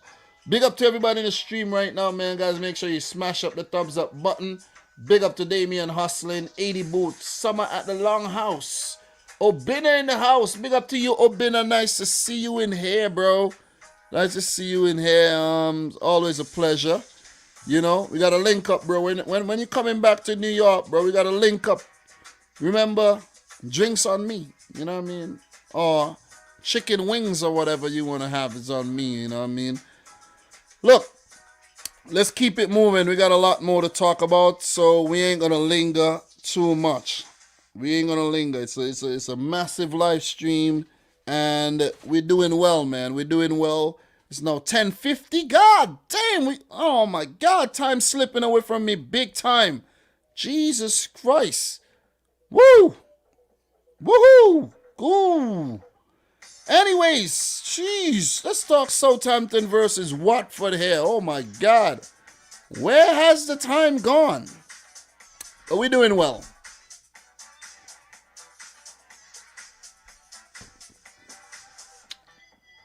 We're doing well. We're doing well. We're doing well. I'm proud of myself still. We're doing well. We're doing well still. We're going to get it done. We're going to definitely get things done. Third game, and we got to go all the way to 10. We're doing well, man. We're doing well. Let me keep telling myself that we're doing well when we're not really doing so well.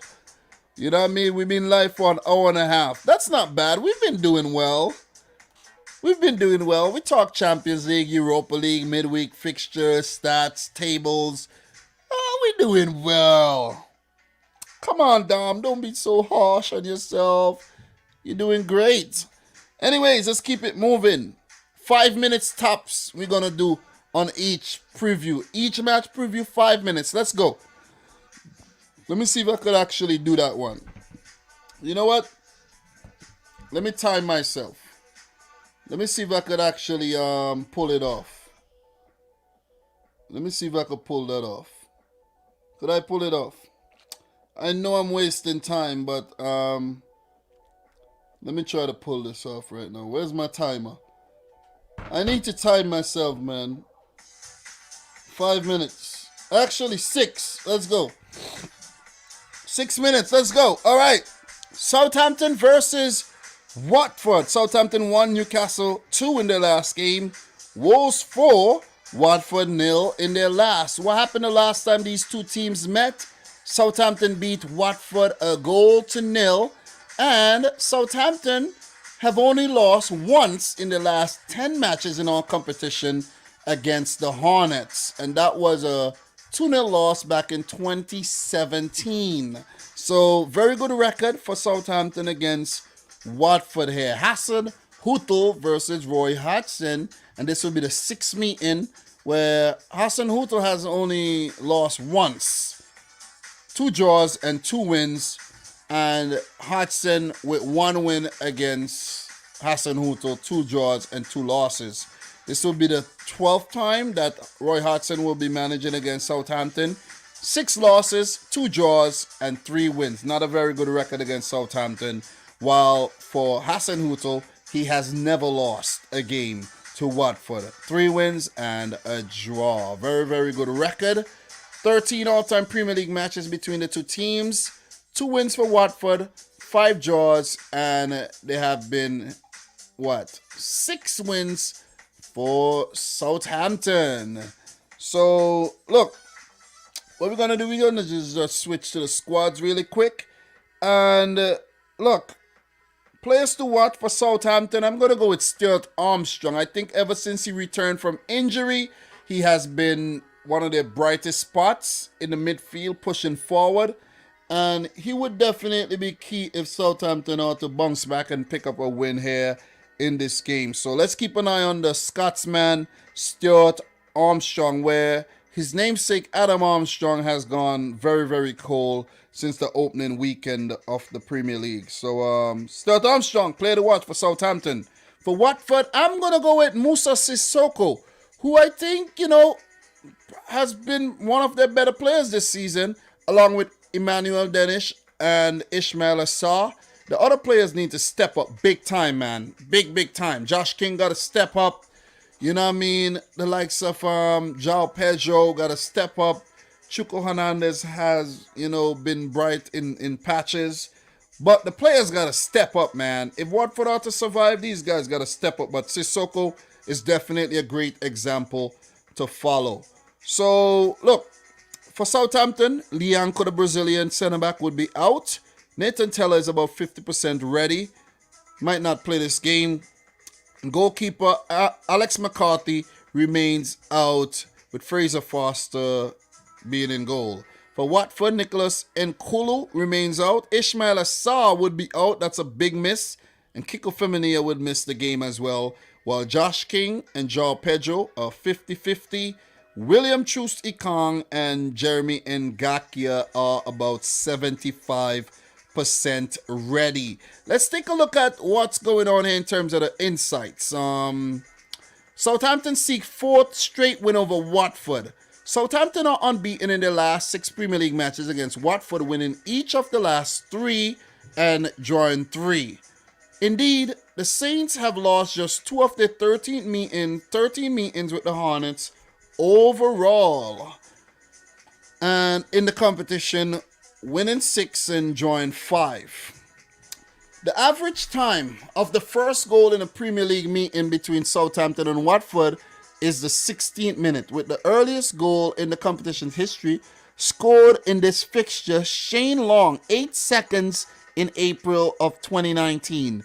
All fixtures to have seen at least 30 goals scored in the Premier League, only Manchester United versus Sheffield United has an earlier goal average, where the first goal is 11 minutes.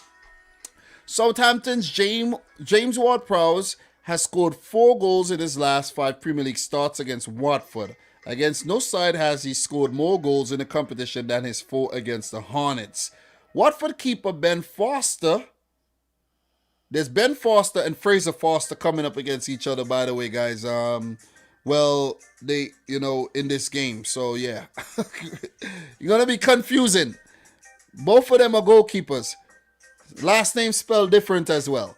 Ben Foster concedes a goal on average every 84 minutes in the Premier League against Southampton. Of all teams he's faced at least 10 times in the competition, only against Aston Villa, Burnley, and Sunderland, all 1 in 90, does he have such a better rate. So that's very good, though. That's very good. Graham Scott would be in charge of this game. And I got a minute to give you my prediction, guys. So I'm doing very well with timing myself here. So what's my prediction for this game? Look, Southampton needs to bounce back after a little blip in their form. And Watford, listen, they just need wins, man. They just need wins. They're in a terrible situation right now. Southampton should be safe. They won't have to worry about relegation unless something terrible happens for the rest of the season. And this would be a good game. I think this would be a very, very open game of football. Southampton played very well in their last game where they were unlucky not to get something against Newcastle. But for Watford, they have just been poor, man. They have just been poor in all departments. And they got destroyed against Wolves. So could they bounce back? I don't think they will. I think this game would be a high-scoring match where Southampton would go on to win it 3-2. Che Adams in very good form. You have, okay, that's it for the time. Che Adams in very good form. You have Stuart Armstrong playing well. Of course, you have James Ward-Prowse's ever-presence. Armando Broja has been bright this season. And the fullbacks in Perrault, Kyle Walker-Peters, and Livramento, they have looked really, really good. Shout-outs to Mohamed Salisu, who came back from injury, and Jan Bednarek. These guys have been solid for Ralph Hasenhuttl. I think this is going to be more pain and suffering for Roy Hodgson and Watford as they look doomed for relegation. I'm going for 3-2 thriller. 3-2 thriller in favor of Southampton FC. So that's my thoughts, guys. Let me know yours in the chat. All right. I think I did pretty well with that one. For Southampton, well, for Watford, the next game will be against Liverpool. It ain't going to get easier. Then they do have Leeds, Brentford, and Manchester City. So 2 out of 4 of those games, yeah, winnable. They did beat Liverpool the last time they were in the Premier League when they went down, though. So I would be loving it if they do it again as a City fan. I'm not saying I want Liverpool to lose, but I'm saying I would love to see Liverpool lose in this title race against a team like Watford. So for Southampton, guys, their next game coming up, scheduled to play against Man City in the FA Cup quarterfinals, then Leeds, Chelsea, and Arsenal. So big up to everybody in the chat right about now, guys. You guys are the real deal. Thank you very much for sticking around. We need 7 more thumbs up to get to 50. We're doing great, man. Like the video if you are yet to do so. We are going to keep it moving. Let's start this game. Let's start Crystal Palace versus Manchester City, okay? Let's do that. Let's start Crystal Palace versus City. We're going to give this one 7 minutes tops. Let's go. Crystal Palace versus Manchester City. We're going to get this one done before we are really strapped for time. Let's not leave that one and then we don't give it enough attention, okay? We're not going to do it. We're not going to do that around here. The Liverpool game coming up as well. That game is early tomorrow. First game tomorrow is Liverpool versus Brighton. So we're going to touch on that one as well and keep the previews coming. So City versus Palace at Selhurst Park. That would be on Monday. All right, so Crystal Palace coming off of a 2-0 win against Wolves. Manchester City, a 4-1 win in the Manchester Derby against United.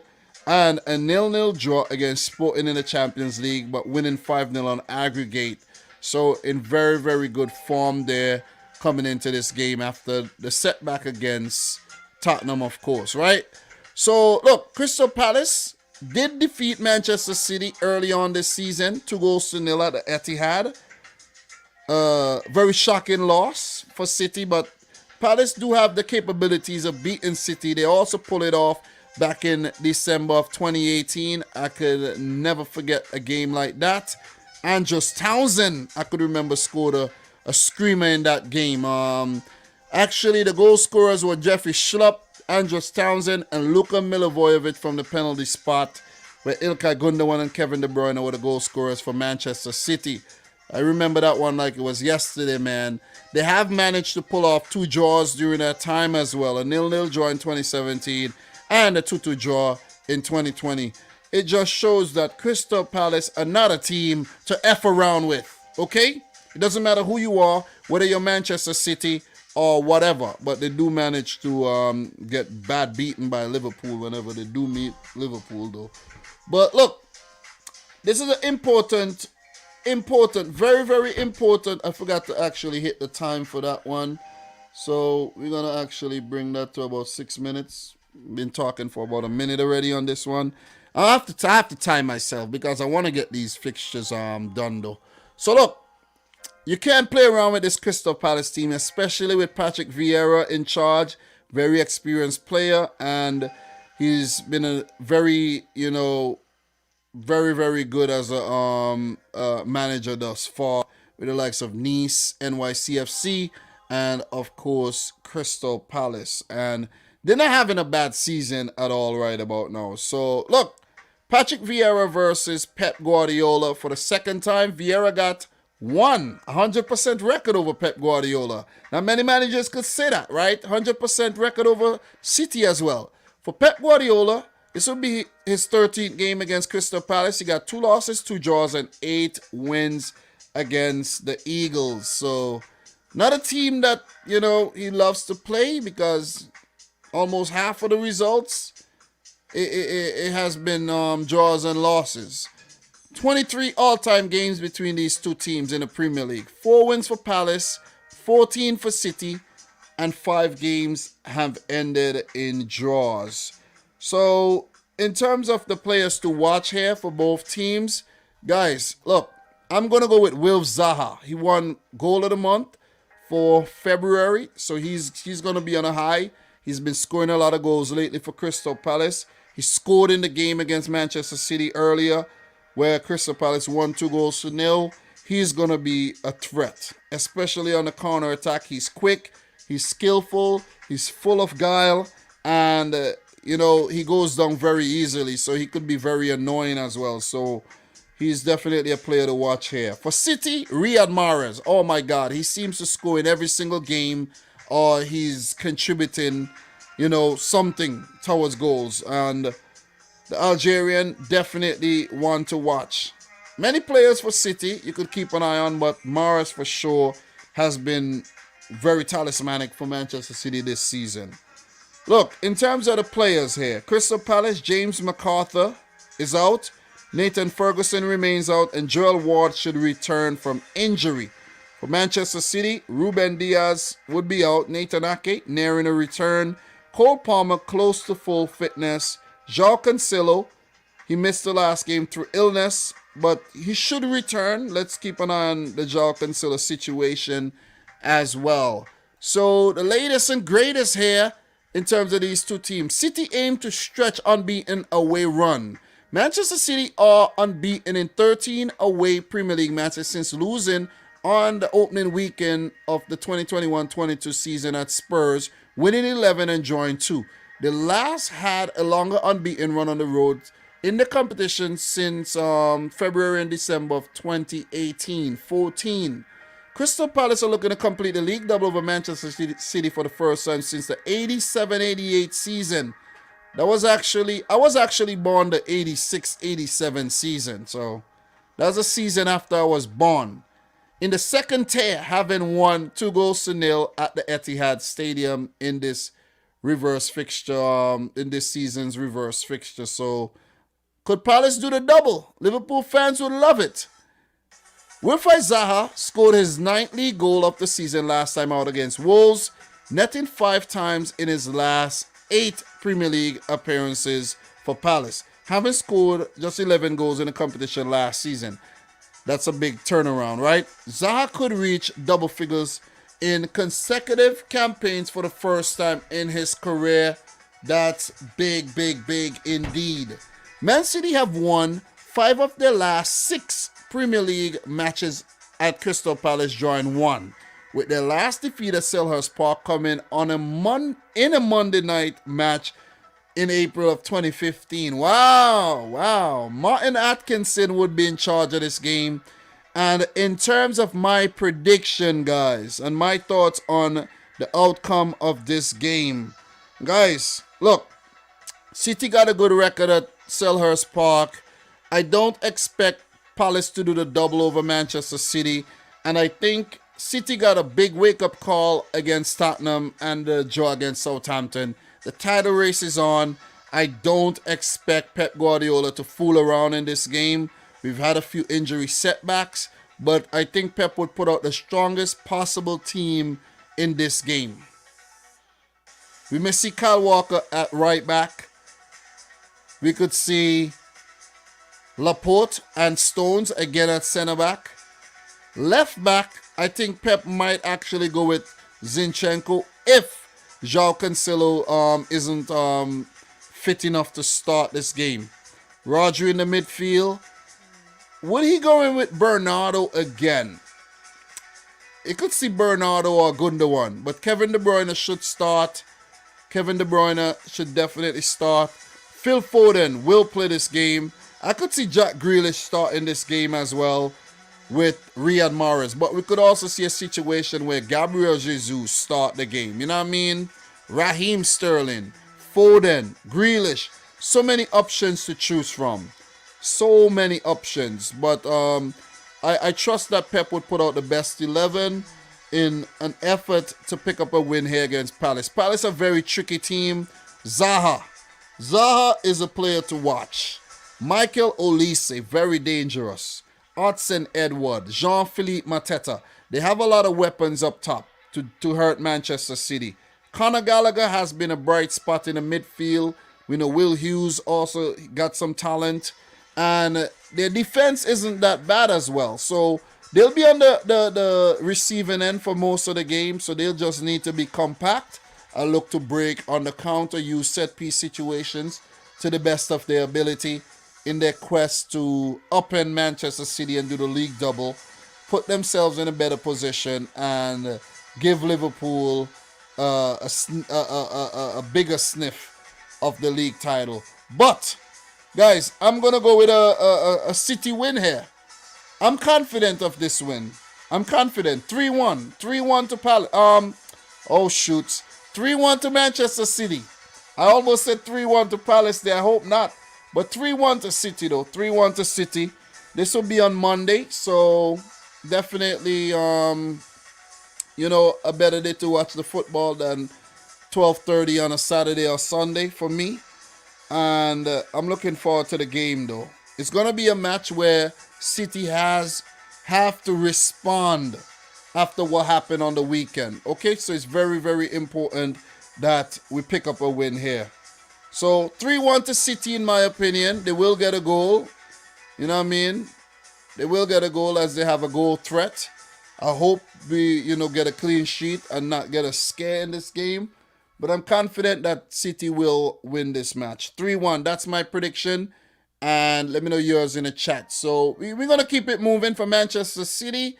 The next game will be against Southampton in the quarterfinal of the FA Cup. Then they play Burnley and Liverpool on April 9th or 10th, according to the Champions League draws there. So for Crystal Palace, their upcoming fixture will be against Everton. Play Arsenal in the London Derby. Then they do have Leicester. Some interesting games coming up for Patrick Vieira and his boys. Look, they don't manage games very well, but they do play some very attractive football. So I'm expecting a good game here against Crystal Palace. So, guys, thanks for bearing with me with this one. Appreciate it. Smash up the thumbs up button. We need 3 more likes to get to 50. And let's get into this match here. Let's talk. Let me just check my phone, make sure my wife ain't hit me up yet. Let me see. All right. My wife, okay. She ain't hit me up yet, so that's a good thing. We got time. We maybe got a half hour, and let's get into this game, man. Let's get into this game. Let's go. Let's get into the next match, and let's talk West Ham versus Villa. West Ham versus Villa. So, before we do talk West Ham Villa, big up to Phil Jones. Ake should start. Ake is fit again, but I don't know if you want to throw him right into the match. Big up to Stink Mina, Johnny Longs, FBC7 Games, Intermix Hector. Everybody in the house, man. Angel Abel. Damien hustling. Everybody in here, if you're still in here, man, big up to you, man. Appreciate it. It's late, but thanks for tuning in to yet another one, man. Got the Red Bull on deck. And I regret not having the Red Bull for my previous live streams where I was tired. But I won't do another live stream while I'm very tired, man. I'm going to make sure I get a little power nap and get the Red Bull so I can keep the energy flowing. All right, so let's talk West Ham, Aston Villa. Then we're going to, we got some big games to get into still. We're going to get this thing done. Definitely. We're going to get this thing done tonight. So, West Ham, Aston Villa. Let's talk West Ham versus Aston Villa here. You know what I mean? We're not going to get into too many off-the-field issues. So, when it comes to Chelsea, I won't be discussing the off-the-field issues too much, guys. I'm sorry I don't have the time to get into it. We did touch on that a little bit in the stream so far, but we're not going to get into the off-the-field issues right now. We're talking football. We're talking on the field. I know the off-the-field issues could affect on-the-field, performances, but we're not going to get into that right about now. So West Ham versus Aston Villa. Sevilla won, West Ham 0 in their last game, and in their previous Premier League match, a 0-0 loss to Liverpool as well. So they need to bounce back from those away losses. For Villa, an away win against Leeds, 3-0. What happened the last time these teams met each other? Well, West Ham won 4-1. And West Ham have actually defeated Aston Villa in their last 3 consecutive games, where Villa only got 1 win in their last 10 matches against the Hammers. A 1-0 win back in 2015. This would be David Moyes and Steven Gerrard's first match against each other, but David Moyes, he has managed 29 previous games against Aston Villa, only 6 losses, 12 draws, and 11 wins. So very, very good record. 45 matches altogether between these two teams, 13 wins for Villa.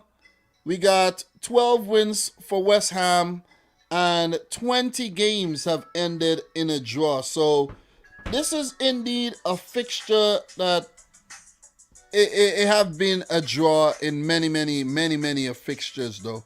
But I could actually see a winner in this one. So I got a winner in my prediction. You just have to wait for my winner when I get to that point of the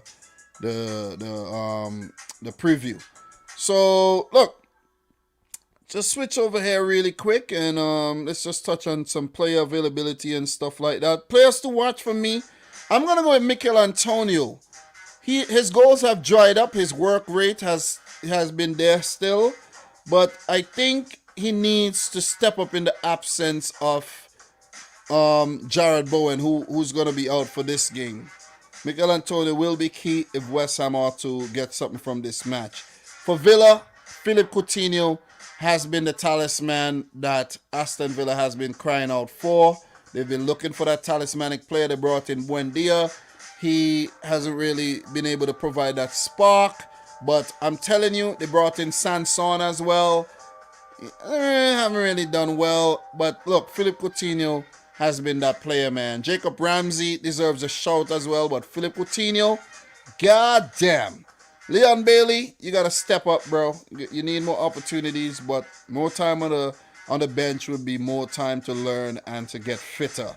So, look, in terms of notes here, West Ham United, Vladimir Kufal remains out. Andrei Yarmolenko has been absent to compassionate leave. I don't even know if he played in that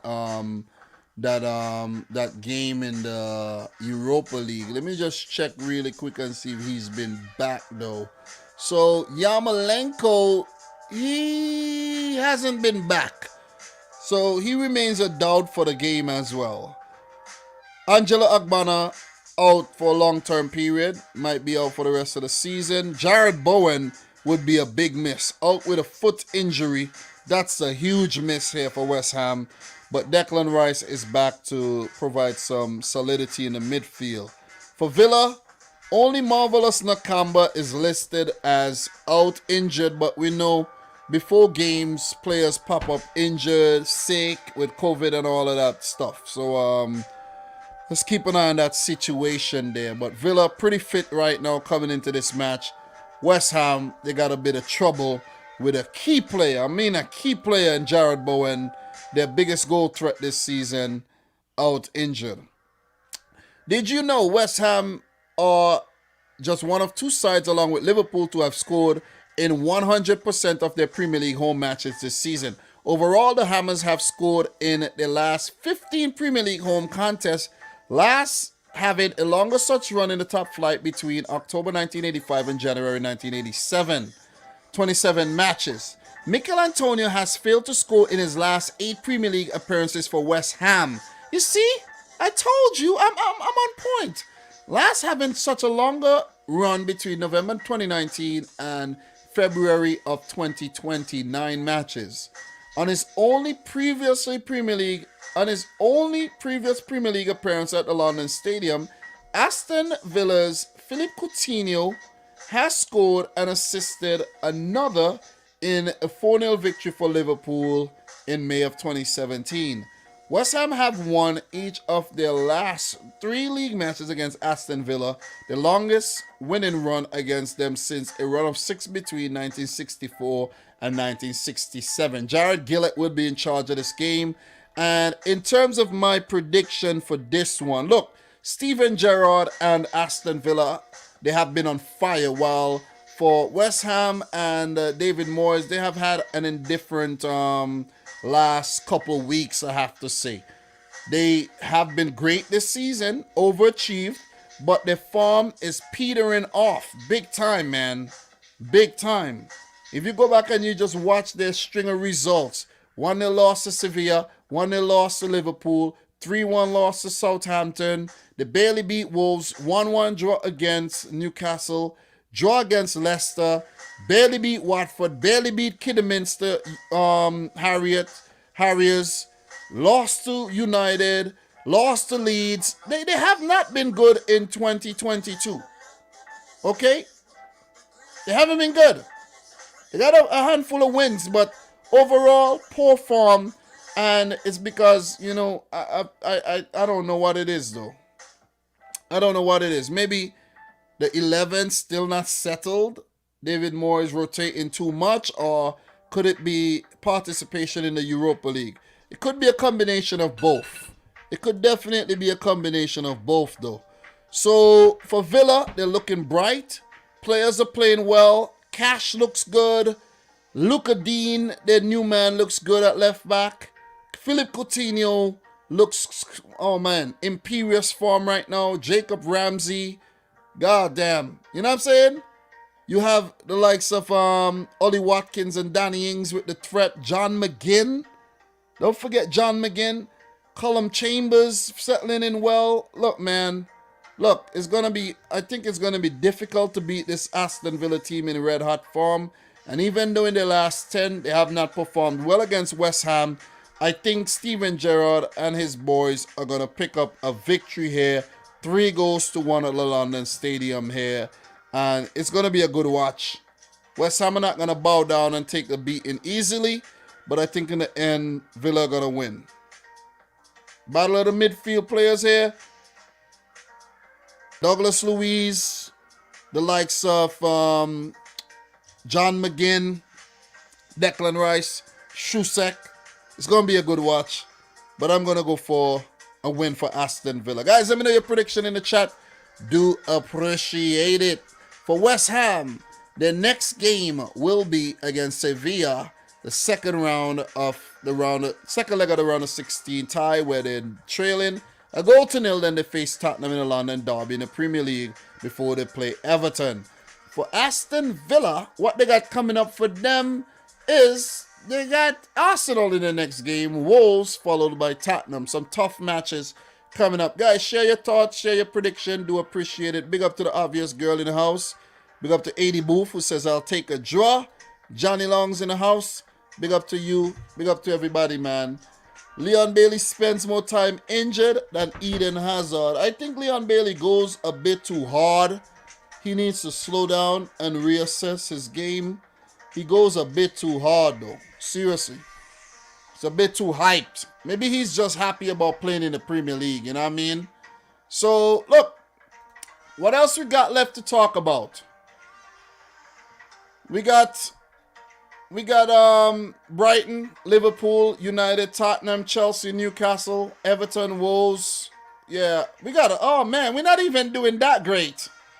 We're not doing that great at all, but we're doing well still. Let's go into Brighton, Liverpool. We should be done with this in the next 25 minutes though. You know, because I'm only going 5-6 minutes per preview. I'm timing myself, so I'm doing pretty well. You know what I mean? So I've already hit the timer on this one, so let's go. Brighton versus Liverpool coming up first thing in the morning. All right. So in terms of Brighton and Liverpool, Newcastle 2, Brighton 1 in their last game. Liverpool 1, West Ham 0, and Liverpool lost to Inter but won the tie in the Champions League 2-1, right? So they lost the match but won the tie, right? Let me rephrase that. Lost a 0 to Inter but won the tie 2-1.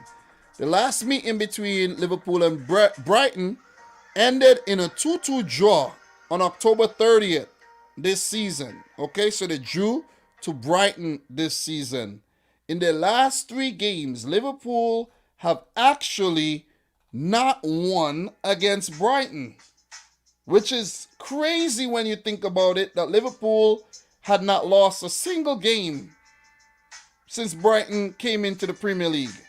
They had not lost to Brighton at all, but lost last season and actually drew their last 3 matches against the Seagulls. Whoa there, Dom.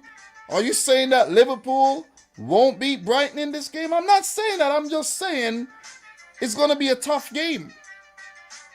It's going to be tough. It is. But I'm not getting to the prediction yet, though. Look, Jurgen Klopp versus Graham Potter. This will be the 6th meeting. Potter got 1 win, 2 draws, and 2 losses. Klopp with 2 wins, 2 draws, and a loss. Klopp's 10th game coming up against Brighton, where he's won 6, lost 1, and drew 2. Potter's 6th game against Liverpool, 1 win, 2 draws, and 2 losses. Not a bad record if you ask me at all. 9 all-time Premier League matches, 1 win for Brighton, 2 draws, and 6 wins for Liverpool. Good record, 19 goals to 7, and the Reds will be hoping that they continue, the dominance over the Seagulls, but the Seagulls coming in with a very good record across the last year and a half or so. So, look, in terms of players to watch coming into this match, guys, I'm going for Brighton's goalkeeper, Robert Sanchez, who's not been very good over the last 10 games or so. Just maybe 1 clean sheet, I think. And Brighton, they have been struggling big time. And look, it has to do with Robert Sanchez and his form, where he's not been that great. He got to step his game up. Or I might have to, tell Graham Potter to put Jason Steele in the goal, okay? Give somebody else a chance. For Liverpool, I'm going to go with the fullbacks again. I don't know if Klopp's going to rotate against a struggling Brighton, but Alexander-Arnold and Robertson has been key men in terms of providing the assists for the goals, and they have also been busy helping out at the back, of course. You know what I mean? Look, if Liverpool defend well in those areas of the field, they would get great results every time. A lot of times when Liverpool concede goals, it's in the fullback positions, actually, fullback players deserting their positions. So these guys would have to stay switched on once again and balance their attack and their defensive side of their games. So in terms of the player availability here, Adam Webster remain out. That's the center back there for Brighton. Jeremy Sarmiento is fit again, so he's a center back. I think he's a center back. Sarmiento is a young center back or midfielder, but he's not even listed here though. He came up from the U team, but he's been involved. And Enoch Mwepu is back from injury, so that's another addition in their attack there. For Liverpool, Roberto Firmino back from injury, while Ibrahima Konate picked up a knock, but he should be okay to feature in this match. So let's just touch on some insights here. Liverpool to match Man United's goal record. Liverpool have scored 1,998 Premier League goals and could become only the second team to reach 2,000 in the competition after Manchester United. 10% of their goals have come from the current forward pair of Salah, 114, and Mane, 86. Having lost each of their first 6 Premier League meetings with Liverpool, Brighton and Hove Albion are unbeaten in the last 3 against the Reds, winning 1 and drawing 2. Liverpool are winless in the last 3 meetings with Brighton drawing 2, losing 1. They have never gone 4 games without a victory against the Seagulls in our competition. Brighton have lost each of their last 4 Premier League matches, which is not something that we,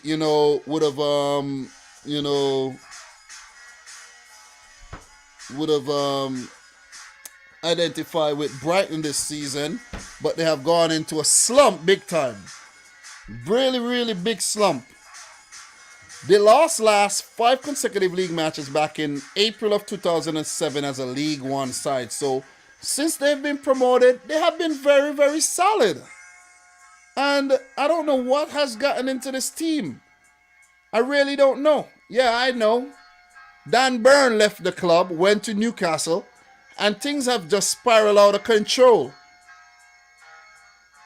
I think that's one thing that the run has in common. Dan Burn left, and the defense is in disarray. Adam Webster injured. Veltman and Duffy, they haven't been doing a great job.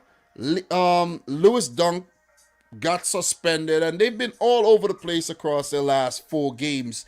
And look, in terms of my prediction for this game, it's going to take a mammoth effort for Brighton, who does not score enough goals. They got a problem in front of goals. Mopé, has been in and out of the team. Welbeck, in and out of the team. Lallana has been injured, and he's been very good for them. Trossard, his form has been so-so, and I just can't see Brighton winning this game, and I don't see them getting anything from the game, with Liverpool being in the form they're in, and they would want to bounce back from that loss against Inter Milan, where they didn't play too badly but still lost the game. I don't see Brighton getting anything. I could see Brighton losing a 5th consecutive game, Liverpool 2, Brighton 0, and it would take a huge effort, something special for them to get a draw or to win against the Reds. As much as I would love for them to get something as a City fan, I don't think they're getting anything. Salah Mane has been in good form lately. Jota, we know how dangerous he is. Luis Diaz, you got Firmino back from injury. Henderson, Jones, Keita, all these players available. Thiago, Milner, Fabinho, all these players available. You know what I'm saying? Unless the likes of Van Dijk doesn't feature and Trent Alexander. If Klopp rotates, Brighton do, have a sniff, a slight sniff. But I don't see them getting anything from the game, man. Alisson has been really good between the sticks, and I don't see them getting something. 2-0 to Liverpool, and Alisson to go up to 15 clean sheets, breathing down Edison's neck for the Golden Glove. That's my prediction. Liverpool 2, they're going to boss the game. Brighton are going to play some attractive football as well. That could be the Achilles heel for the Seagulls. But Liverbird versus the Seagulls, the Liverbird wins. So my prediction, we're going to keep it moving. We got a few more matches to talk about. For Liverpool, their next game will be against Arsenal coming up Wednesday Midweek match against Arsenal at the Emirates, big game, followed by Nottingham Forest in the FA Cup. Then Watford and Manchester City coming up on April 10th. Look for that game. Mark the date, April 10th. Put it in the calendar. Okay? Put aside anything you got to do on that day. April 10th. All right? For Brighton and Hove Albion, who are 13th, sliding down the table, they will face Tottenham in the middle of the week as well, coming up on Wednesday. That's a Champions League day. And then they face Manchester. Well, they had to face Manchester City game postponed, but they have Norwich. So, big up to everybody in the stream. Drop your predictions. Do appreciate it. You guys are the real deal. Legan Sweet is saying 2-1 to Brighton. Legan, you just being a City fan, bro. Brighton is so bad currently, indeed. King Huddle, Brighton 2, Liverpool 2. Wow, Virgil van Dijk and Thiago may have COVID. I did read that. I did see that, but that's also not a given, guys. I did look for that. I didn't see anything on these players potentially missing the game, but they could miss the game. So I did mention that in the preview as well, where if these players miss the game, then Brighton do have a sniff. Van Dijk is a big player.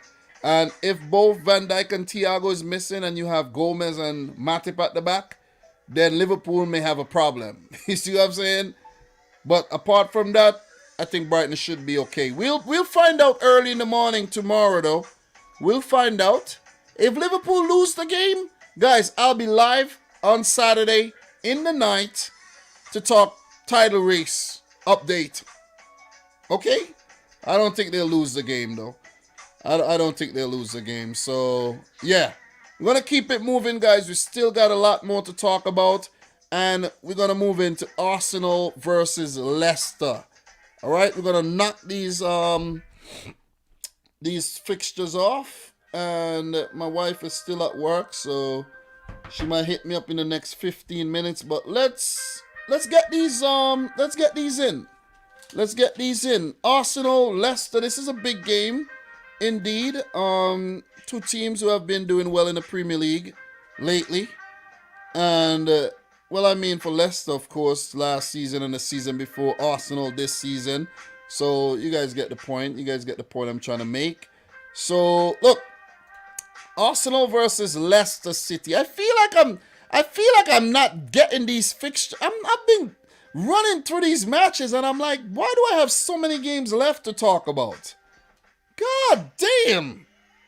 It's like a never-ending list of games. But anyways, let's go through this in the next 6 minutes, though. Arsenal 3, Watford 2 in their last game. Leicester 1, Leeds 0 in their last Premier League match. And in the Europa Conference League, 2-0 over Rennes. In terms of their last meeting, Arsenal won the match 2-0 and have won the last two meetings against Leicester. 3-1 in the 2020-21 season and 2-0 in the earlier game this season.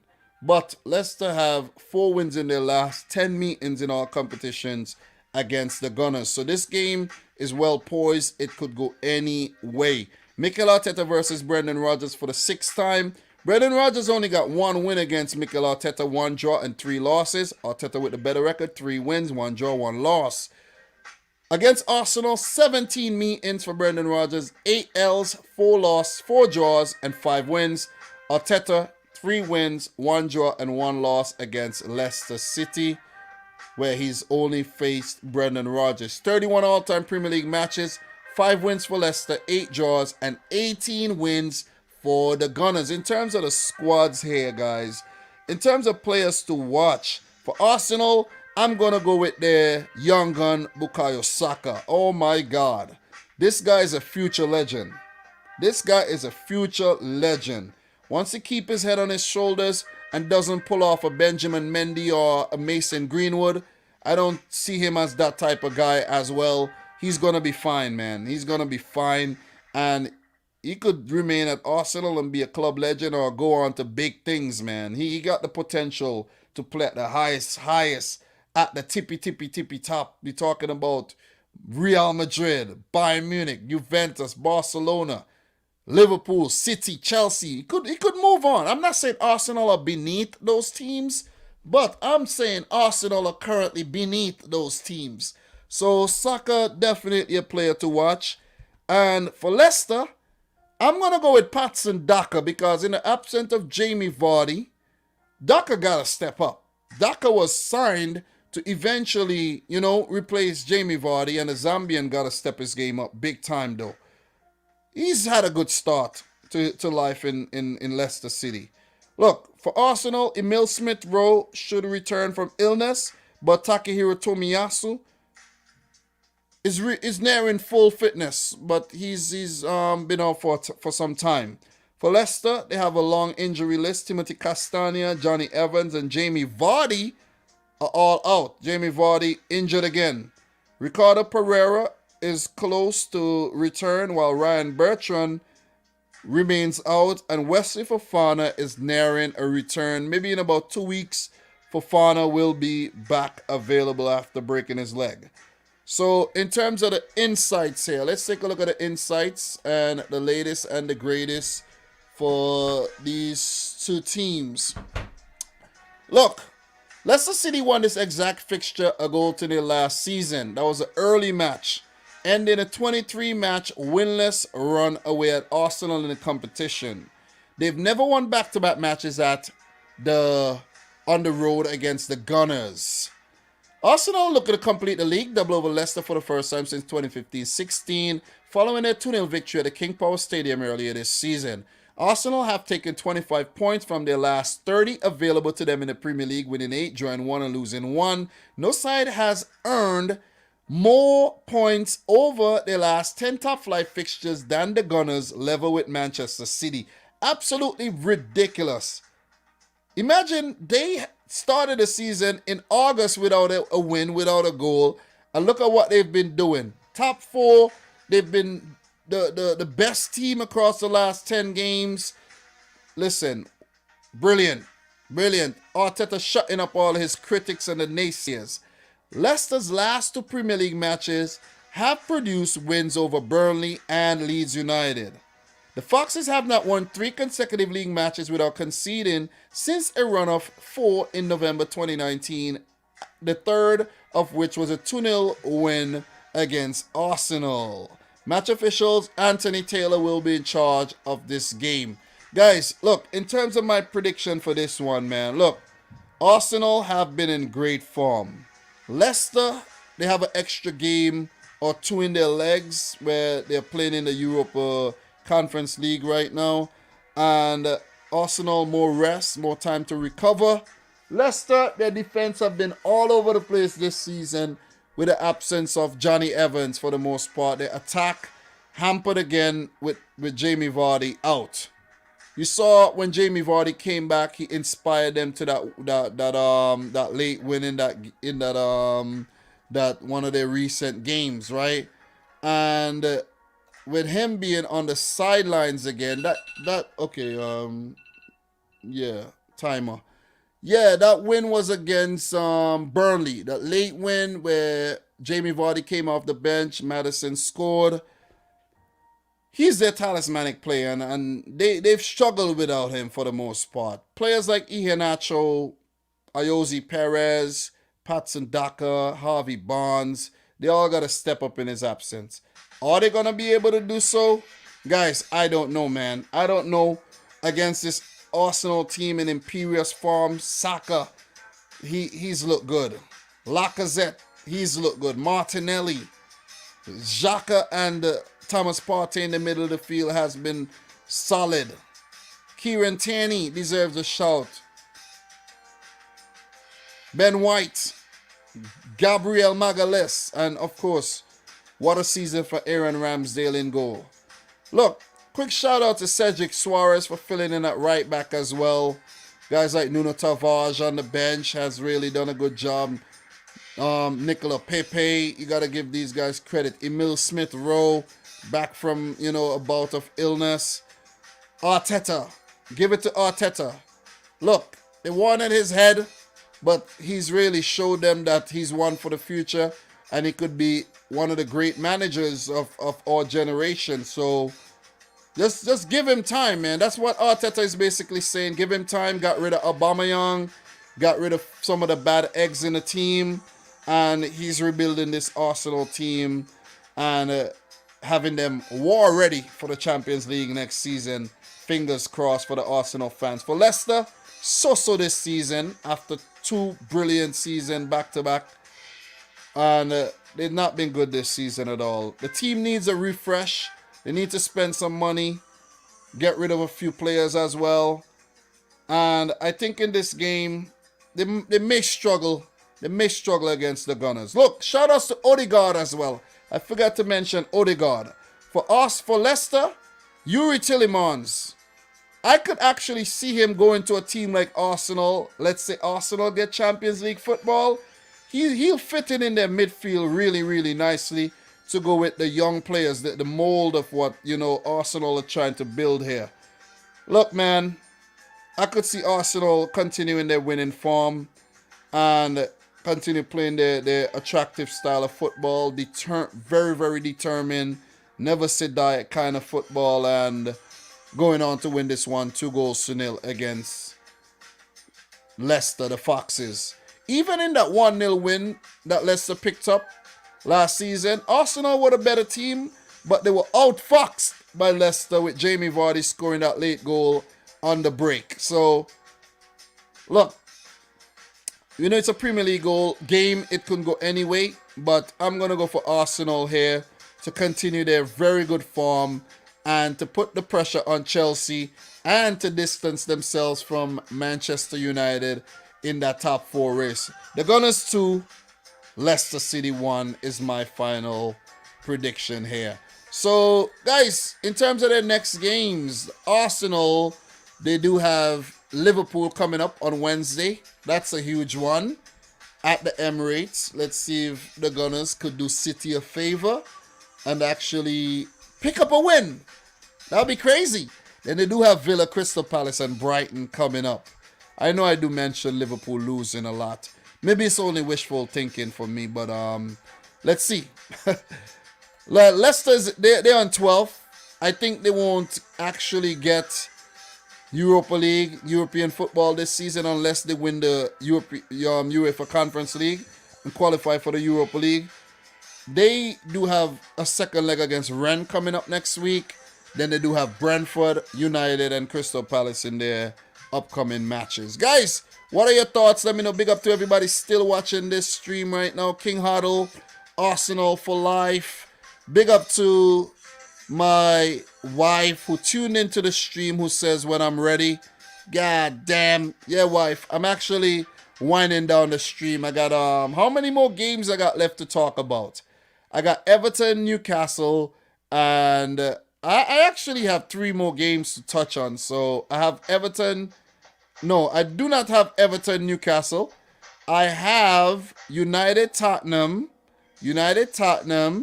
and Chelsea, Newcastle, and Everton, Wolves. So let's get to these games. 15 more minutes, and we'll be out of here. Let's talk Everton versus Wolves. My wife's ready. Wife, you don't take an Uber. I'll come and get you. Just hang tight. You know what I mean? Let me just finish things up. Guys, life is real. This is reality TV. You know what I'm saying? I'm not a single 23-year-old man where I could be live streaming all day. I'm not a single 35-year-old man where I could be live streaming 10 times a day like my boy Have Hope Hut. I don't even know if he's single, but he got to be single doing what he's doing. Big up to Have Hope, though. But Everton versus Wolves. Let's talk Everton versus Wolves. All right? Let's do that. Briefly, for about 5 minutes. Let's talk Everton versus Wolverhampton Wanderers here. Let me locate this this notes for this game. And let's talk. All right. Tottenham 5, Everton 0 in their last match. And for Wolves, 4-0 over Watford. In terms of their last meeting here, Well, Wolves beat Everton 2-0 early on in the season. Everton will be looking to avoid the double, where they won the previous 2 matches, but Wolves do have three wins in their last 10 against the Toffees here. Look, all-time Premier League results: 15 games, 6 wins for Everton, 4 wins for Wolves, and 5 draws. So out of their 4 all-time their 4 all-time wins against Everton in the Premier League, it came in their last 10 games. Well, let me just double check that. No, the 4 all-time wins, pardon me, for Wolves, 3 of them came in their last 10 games, and it's in Wolves' return to the Premier League, which is brilliant though. You got to give it to Nuno Espirito Santo for the great work he's done at Wolverhampton Wanderers, and also Bruno Lage continuing that work. For Lodge, 1 game against Everton, 1 win. For Frank Lampard against Everton, 3 matches, 1 loss, and 2 wins.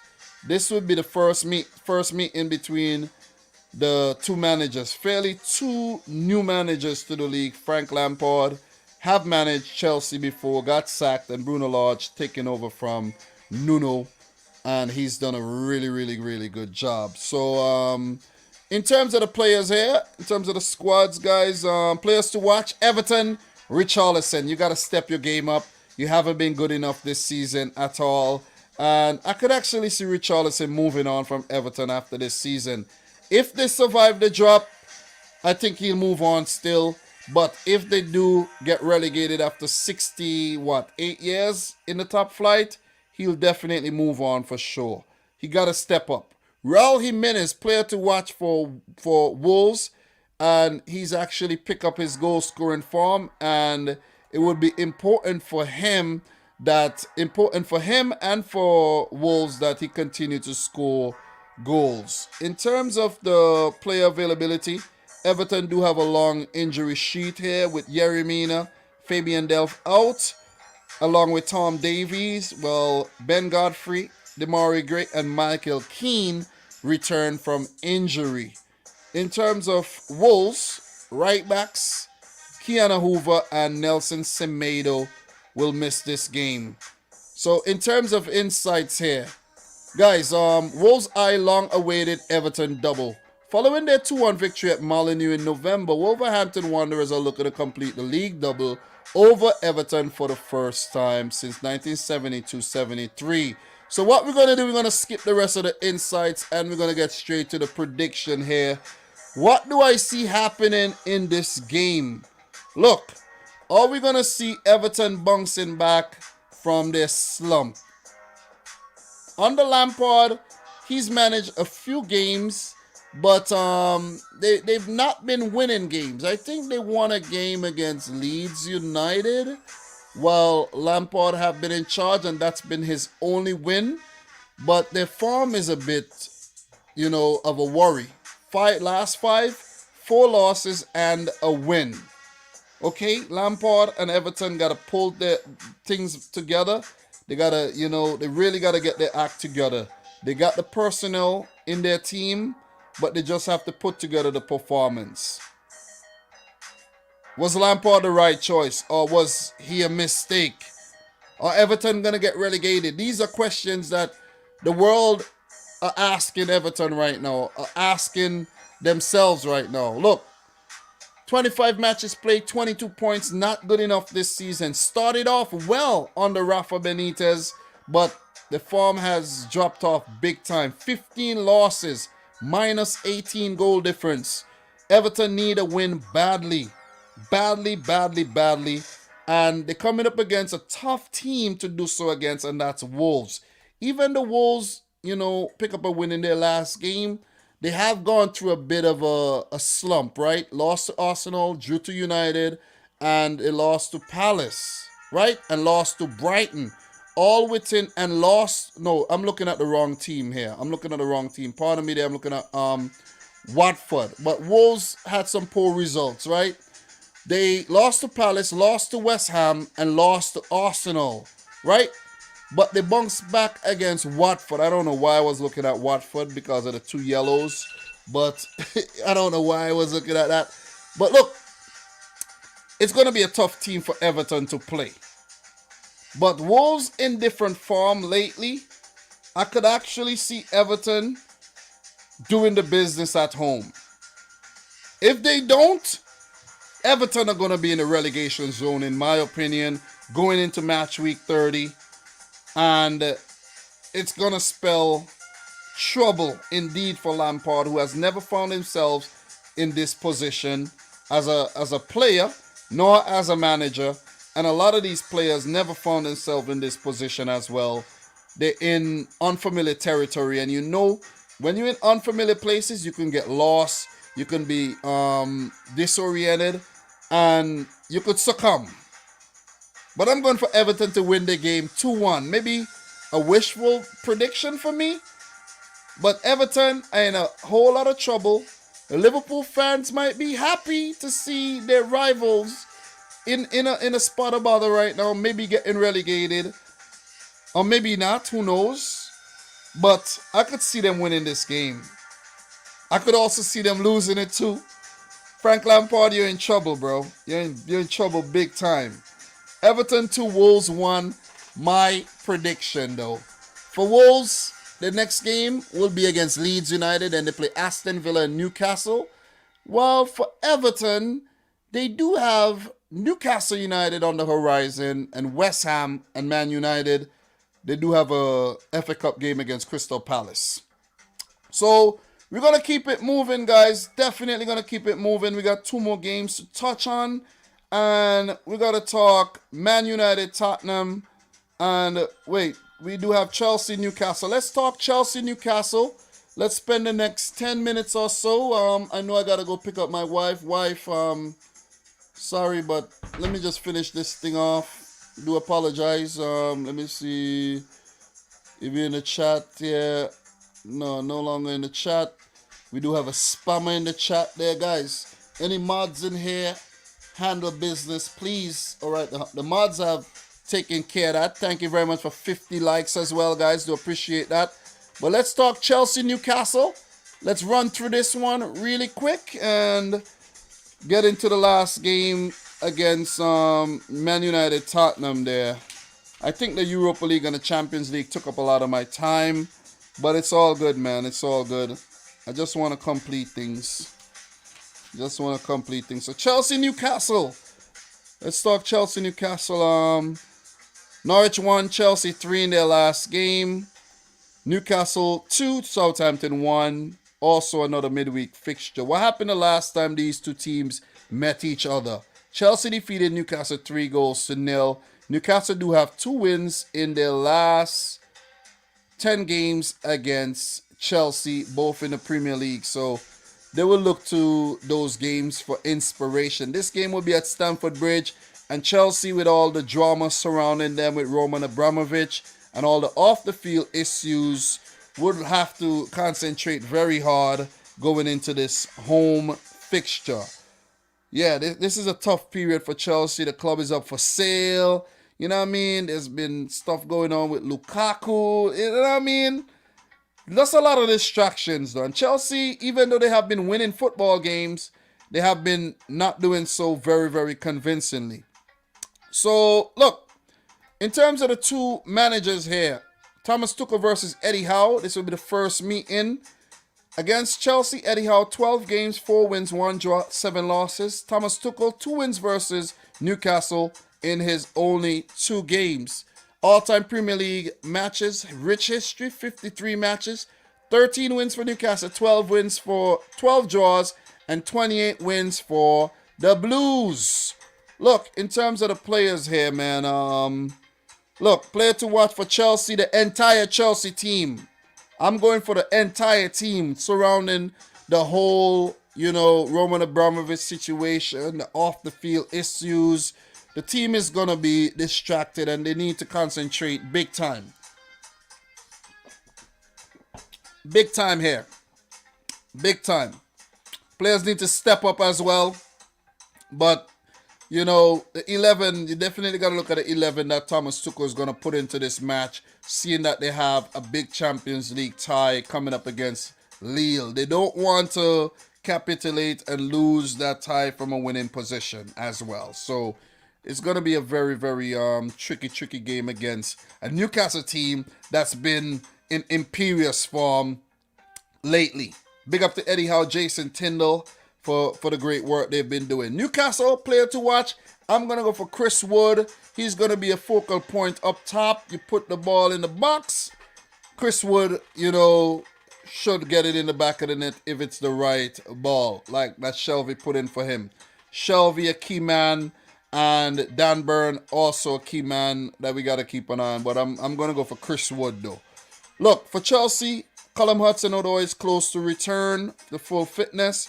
Marcos Alonso back from COVID. Cesar Azpilicueta would be touch and go.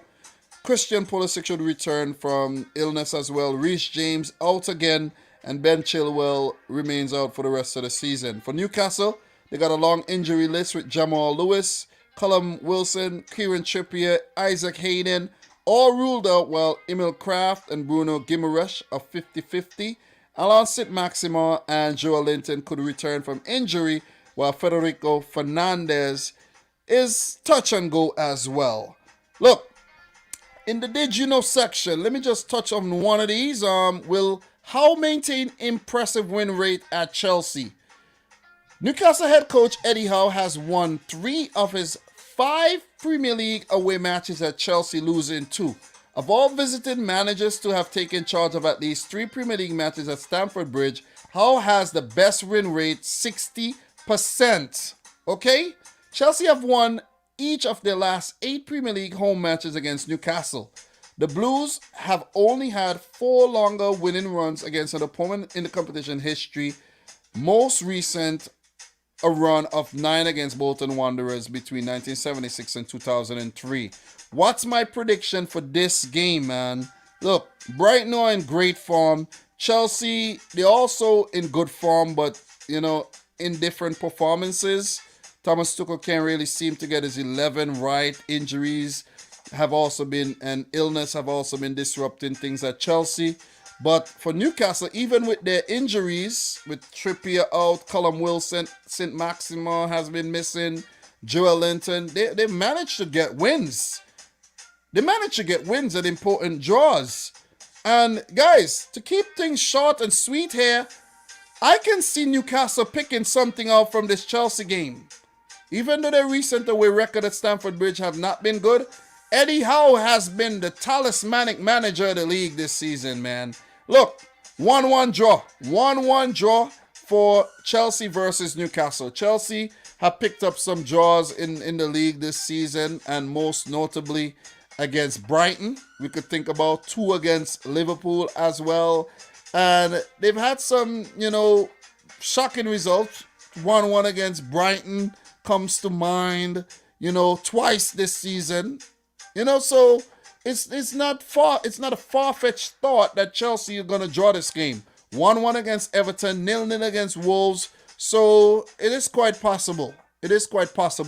I'm going for a 1-1 draw. Newcastle to continue their great form, and Chelsea to lose a bit of steam there. Maybe Arsenal catch up to them in terms of the top 4 race.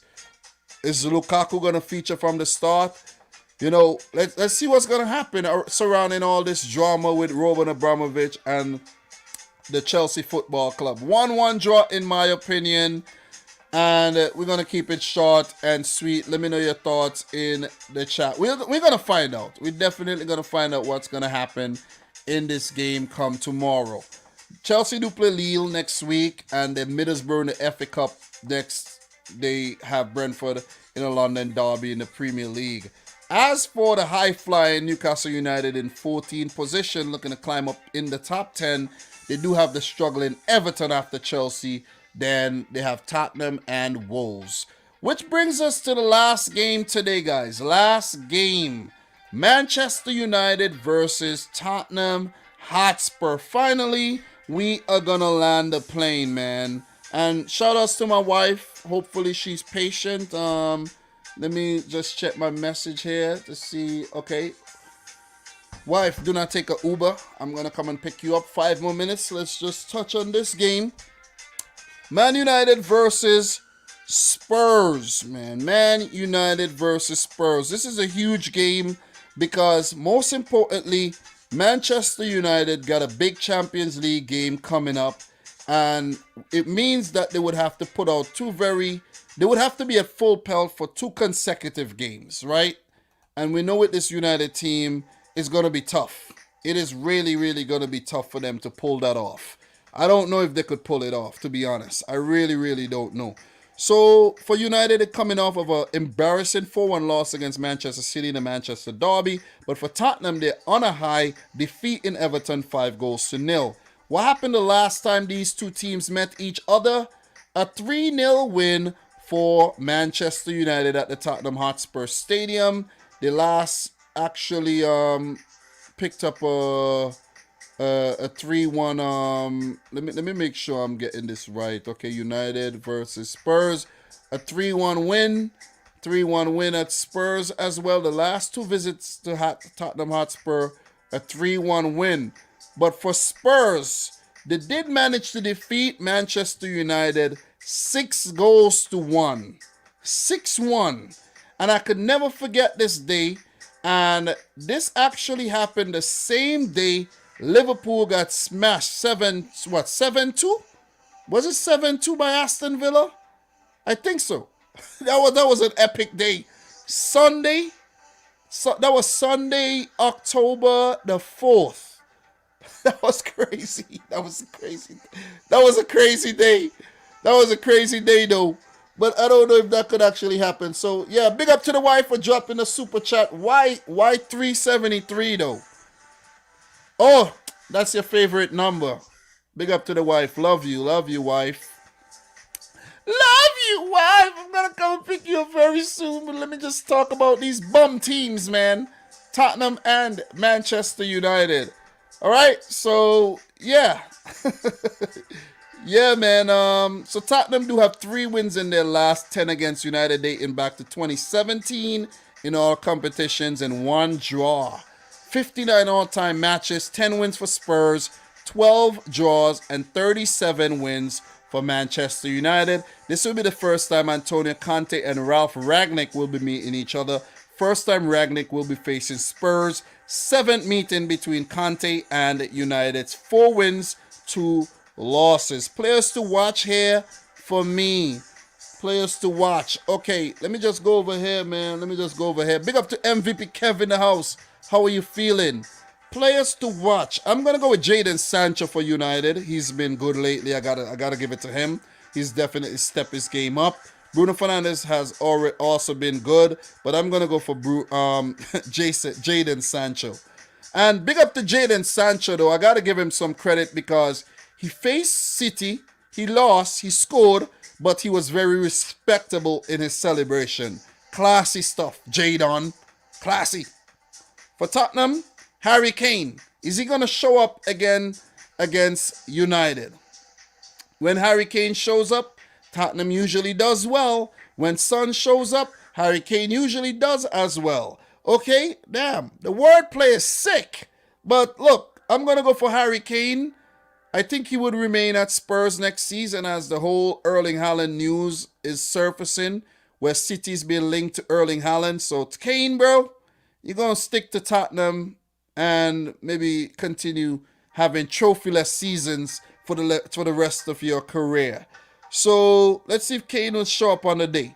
Look, in terms of the team news here, for Manchester United, Luke Shaw has COVID. He has not trained, so he won't feature. Scott McTominay's a doubt. Rafa Varane, Cristiano Ronaldo, and Edinson Cavani returns from injury. For Tottenham, in terms of the players, Oli Skip, Japhet Tanganga, and Ryan Sessegnon have all been ruled out. In the latest here, can Kane match Rooney's goal record at Old Trafford? Harry Kane has scored 93 goals in 137 Premier League away matches. 1 more will put him level with Wayne Rooney for the most goals scored on the road in the competition's history. Manchester United are looking to win 3 consecutive Premier League matches against Spurs for the first time since a run of 4 between April 2009 and October 2010. Spurs have won 2 of their last 3 Premier League matches at Man United, losing 1.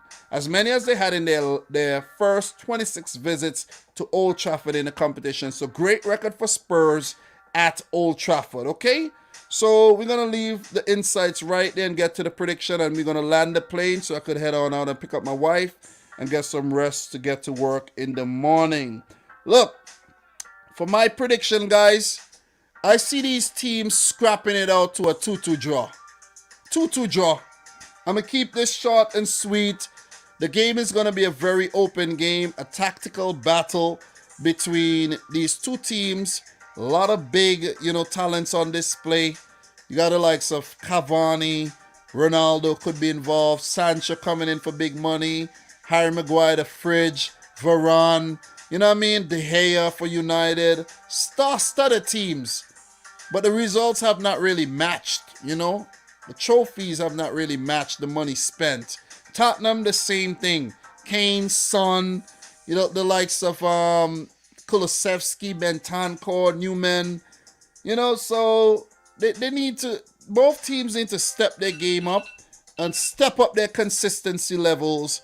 I could see the teams canceling each other out. Not a lot of draws in the last 10, but I could see a draw between the two sides. Look, it will be important for United to win. I think this will be a poor result for United if they draw this game as well, and a better result for Spurs if they pick up a win, because if they even pick up a draw, I should say, because they've been going through somewhat of a slump as well.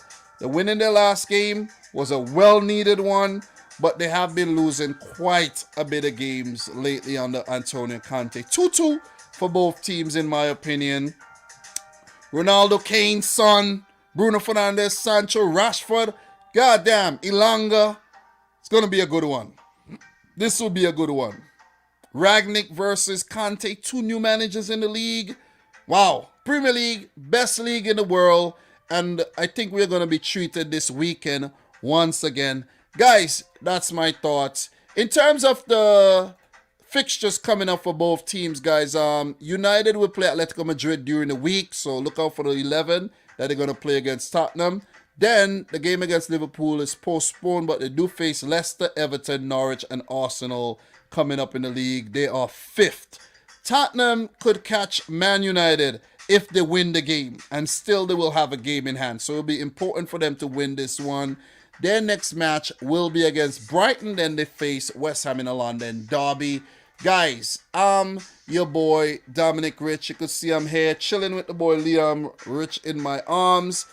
I'm about to go pick up my wife. It's great to be back talking Premier League football on the channel. Guys, I've been busy so far in March, but thanks very much for the continued support. Big up to everyone who hit the thumbs up button for the stream. Big up to everyone who tuned in. And we'll talk soon, guys. We'll talk soon. If I'm not back later on tonight for a live stream, an emergency live stream, I'll be back on Sunday or Monday for the roundup. Okay? So, guys, much love, much respect, and thanks for the continued support, man. I'm about to be out of here. All right? So, from your boy Dom, thanks again. Peace out. Rich Squad. Peace.